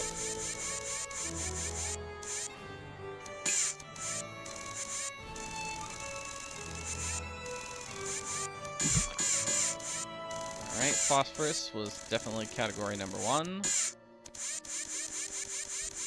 And I just don't remember any of the others. No, iodine was 1. K is potassium, so that's number 1 as well. So both these, all 3 of the Ks are going to be number 1.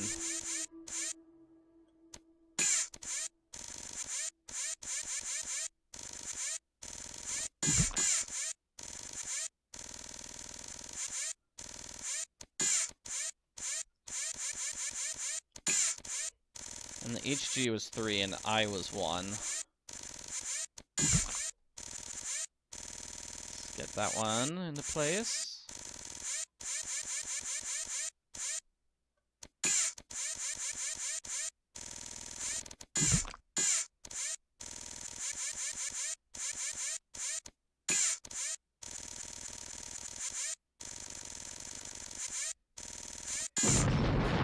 I was definitely 1. Okay, I guess I was wrong. I was wrong. Ha ha ha ha ha.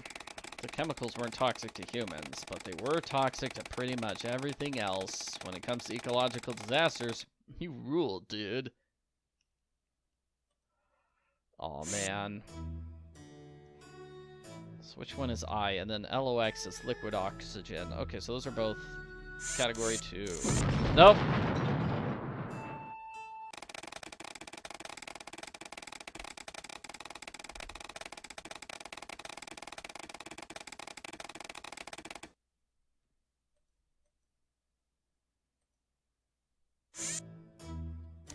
I mean, I do like the second chances, but not when you see the same second chances 5 times in a row.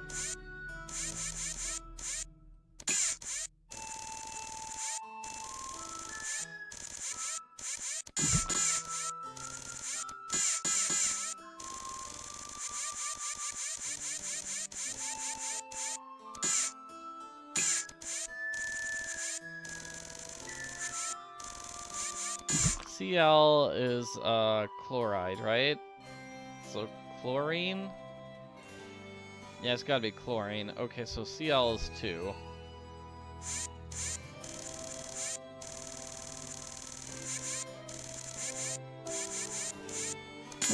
What? Getting close. Less than 10. Every cloud has a silver lining, except a cloud of chemicals. Do-overs. I guess that's an example of what I was saying. It's like sometimes you have to die like 20 times before you get the 5th possible joke screen.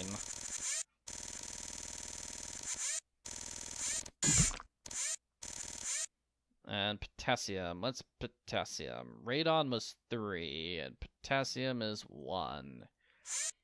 Radon 3, potassium 1. Radon might be so far I don't need to get it, but I'll get it just in case.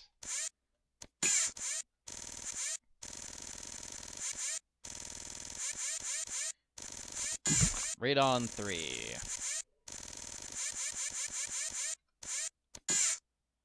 Potassium 1. fluoride and bromine. So that's 3 and 3. They're both 3.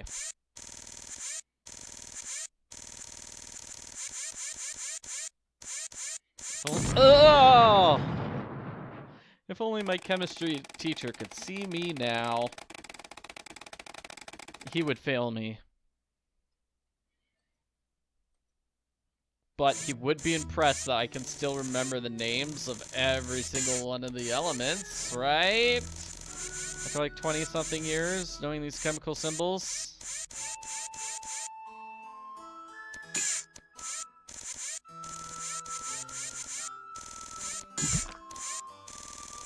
You should have just said, well, it will become important if you happen to play video games. And maybe there will be a puzzle with chemicals. And then everybody be like, yeah, right. So, yeah, NaCl is sodium chlorine. So, chlorine is 2. That's salt. NaCl is table salt. And H is hydrogen. Hydrogen, helium, lithium, beryllium, carbon, carbon, nitrogen, oxygen, fluorine, neon. That's the top row of the periodic table. That was the one we had to memorize. See? See, I could still pass my chemistry final.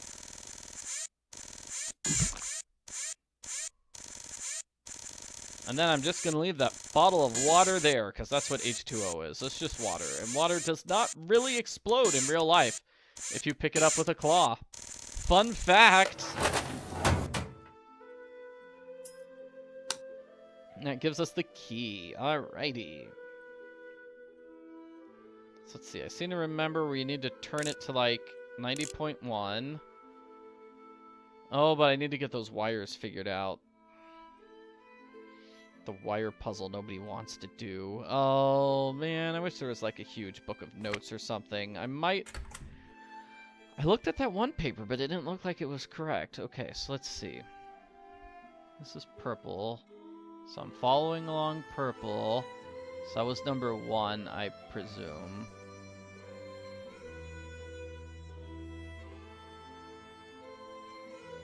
Oh, boy. And this goes up to here, turns around.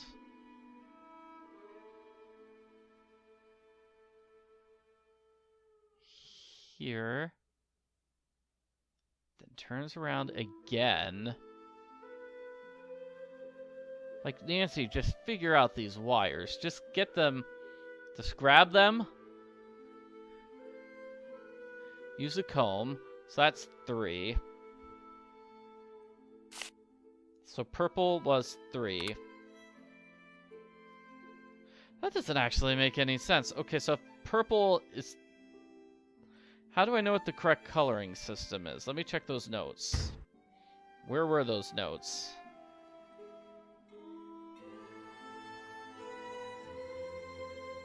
Nothing there. Here it is. Found it.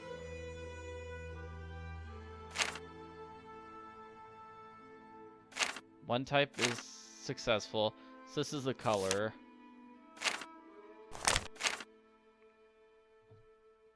So the...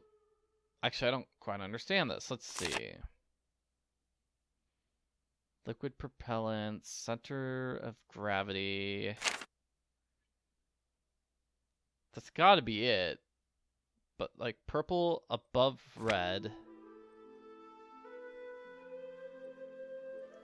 No, wait a minute. No, give me those work notes again. Nancy, just carry them around with you. Don't just put them down every single time. Oh my gosh.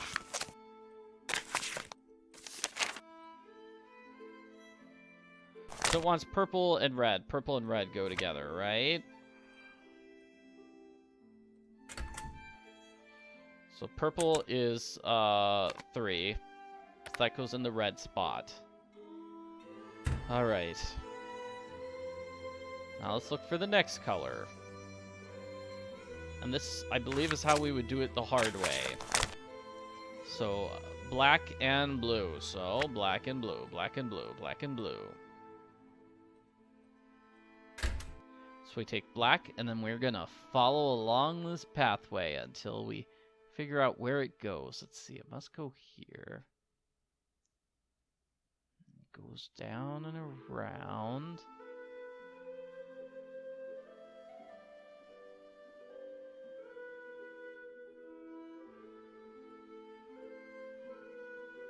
Like this. So this number 1 is black, so that's blue. And then I guess we could try it the hard way. No. Like if I try 5, 4, 2 and just try all 6 combinations, that could work, but that would take forever. But it's probably faster.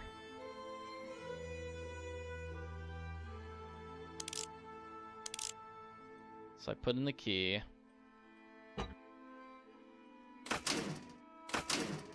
Well, that was a bust. I must have done something wrong.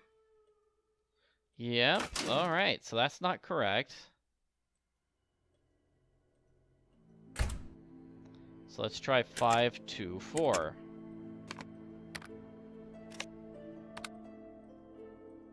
And then hope the mistake was not doing the wrong number. 90.1. 90.1, and then key. Do I turn the key? No. Well, that was a bust. I must have done something wrong. Alright. So then let's try with 2 on top. Let's say 2, 5, 4. Let's see if that's the solution. I know, I'm doing an awful lot of just trying every single possible thing until I get it right. Sorry. Turn to 90.1.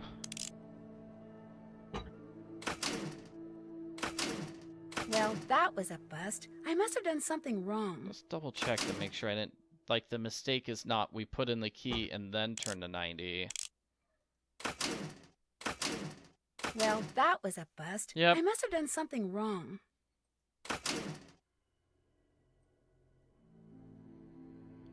So... try 2, 4, 5. And it's totally possible I messed up the numbers.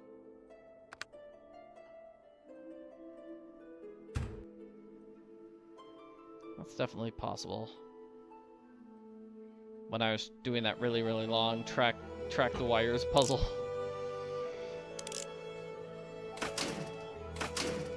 Well, that was a bust. I must have done something wrong. Yeah, that feels like I did something wrong. So if 2's not on top, then let's try 4 on top. 4, 5, 2. Let's try it that way.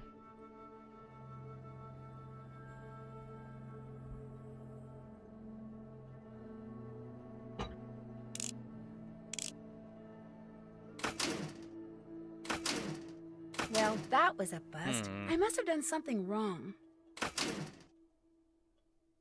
And then it's gonna be, I'll try 4, 2, 5, and that's me trying all 6 solutions, unless I've totally messed up, which is possible. Get my, I guess my Can't task check that off list. yet. Can't check that off yet. I haven't done that. I attached the correct fins. I did.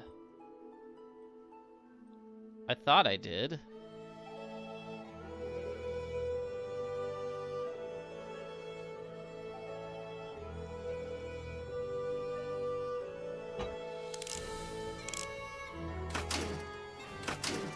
Well, that was a Okay, bust. yeah. I must have done something wrong. Let's see why the game says I didn't get the fins correct. Was there another thing of fins that I just messed up? Because I got... No. Like, I got the correct fins, I thought. I got the nose fin.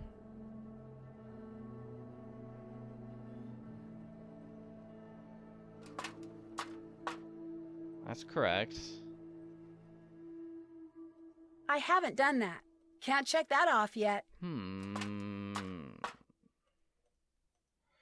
Not sure. Let's take another look here. My notes say it's the middle fin, which is the one I did, okay? And it's saying 1 is supposed to be red. Oh, so I got that one completely wrong. 2 is blue. So I guess I got that one wrong. 3 is orange. 4 yellow, 5 green. So I got 2 of them correct, and those were the ones I got by guessing. So yeah, I just failed that wires puzzle, which is fine. It's really hard to do. Really hard to see that puzzle. I don't feel bad about failing on that. And yeah, I definitely picked the middle one. Definitely picked the middle one. Don't know why I can't mark that off my task list. Alright, set to 90.1. Put in my key. Yeah, there we go. You can tell we got the green button. We did something right.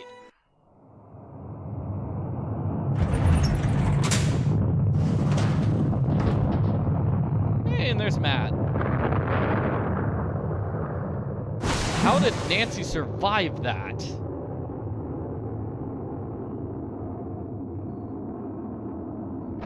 Fiona's like, what on earth is that? And Denal sleeps through the whole thing, of course, because he's Denal. Nancy? What on earth is going on? Matt! Kyla, we're trapped down here. Get a ladder or something. Oh, Matt, I've been so worried about you. Where have you been? I missed you so much. I was afraid I'd never see you again. And I've got so much to tell you. No, I take that back. There's only one thing I want to tell you. I love you. Do you hear me? I love you. By the time Kit came back with a ladder, Kyler had said I love you to Matt approximately 150 times. And Matt had said it to Kyler about 200 times. And they were still saying it to each other on the day of their wedding 4 days later. Even Kit remarked that Matt's little misadventure seemed to have been good for their relationship. Needless to say, this bummed Kit out, until he met the very beautiful young Irish woman who catered the reception.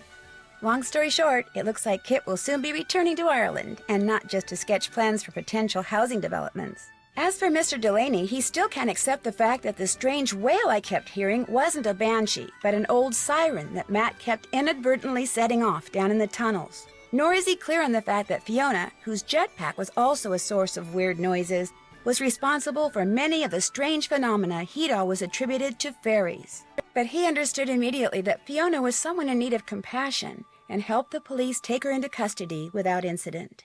Apparently, after the explosion killed her parents, Fiona was taken in and raised by an old hermit who lived alone in the bog hut, which did not exactly do wonders for the little girl's mental or emotional development. But she's getting lots of attention now, and she's so bright, after all, her father was a rocket scientist, that her prognosis is actually pretty good. Me, I'm on my way back to the States, via jet plane, not jet pack. My pack and Fiona's were quickly confiscated by military types bent on adapting them for use on the battlefield. Unfortunately for them, Brendan's intricate fuel system has them completely and hopelessly stumped, which has no doubt made Fiona's crow and all its feathered friends very happy. They finally have the skies above Castle Malloy all to themselves. Good for the crows, I guess. Happy ending. Sometime in June. Oh, I got nothing. I got 0 awards. I got nothing. I did not spin the leprechauns around a lot. I feel like I did. I feel like I was good with the printer as well. I did a good job with styling the sheep. I guess I didn't talk to Kyler enough. I didn't do a lot of drink orders. Yeah. Okay, I didn't use the fortune thing or get the Easter egg. Oh, win every level of difference detective. Yeah, that would take forever. The Dollhouse Arranger, that could have been an easy one to get. Chemist Sorter. Yeah. No explosions in chemistry. I feel like I should get the award for Chemist Failure. That's what I should get. And I didn't fly around a lot either. When my best friend Bess Marvin wins a vacation for 3 at a resort on a private island in the Bahamas, she naturally invites me and her cousin, George Fane, to go with her. But by the time I arrive, the owners of the resort are nowhere to be found, and Bess has been kidnapped.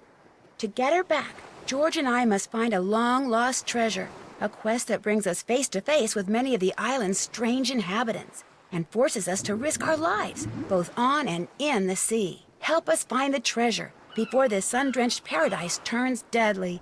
In my next adventure, Ransom of the Seven Ships. So that is the preview for Ransom of the Seven Ships. The story of the game is sort of like the story of I Still Know What You Did Last Summer, where, you know, somebody wants revenge on Nancy for the events of the previous game, so she wins a totally fake contest, taking her to, like, this tropical location where she's thrown into this big trap. Only, as we saw, Bess falls into the trap instead of Nancy. Nancy has to save Bess. It's weird because we get like 2 kidnapping mysteries back to back in this series. I wonder why they made that decision. Because the game before this was Phantom of Venice, which I already did in this 2025 marathon. That was not a kidnapping mystery. That was Nancy going undercover as a spy, and it was awesome. So this game, it takes place... I don't know, would you consider this a scary game or not? I'm not entirely sure, because it takes place almost entirely at night. That generally indicates it's scary. We've got the scary ghost, but I feel like because the ghost never wants to really attack Nancy, it's not as scary. Fiona's just kind of a confused person. Not like Fiona's malevolent or trying to hurt Nancy. Yeah, she just doesn't understand what's going on in the world. And I guess you could say that's kind of a bummer that, like, the final third of the game, it just kind of takes this detour, whereas, you know, nobody is the culprit. Just this unrelated person kidnapped Matt, and not on purpose, just by accident. And really, the jetpack and a rocket ship out of nowhere, those are kind of weird and out of nowhere. And I don't like that so much. I especially don't like that chemicals puzzle, but overall I still do like the game enough. I like it. I think it's a fine game. Take 1. Speed. Action. Just the final third felt like it was something from a completely different video game. Oops. And here we get some random outtakes. Take 3. Speed. Action.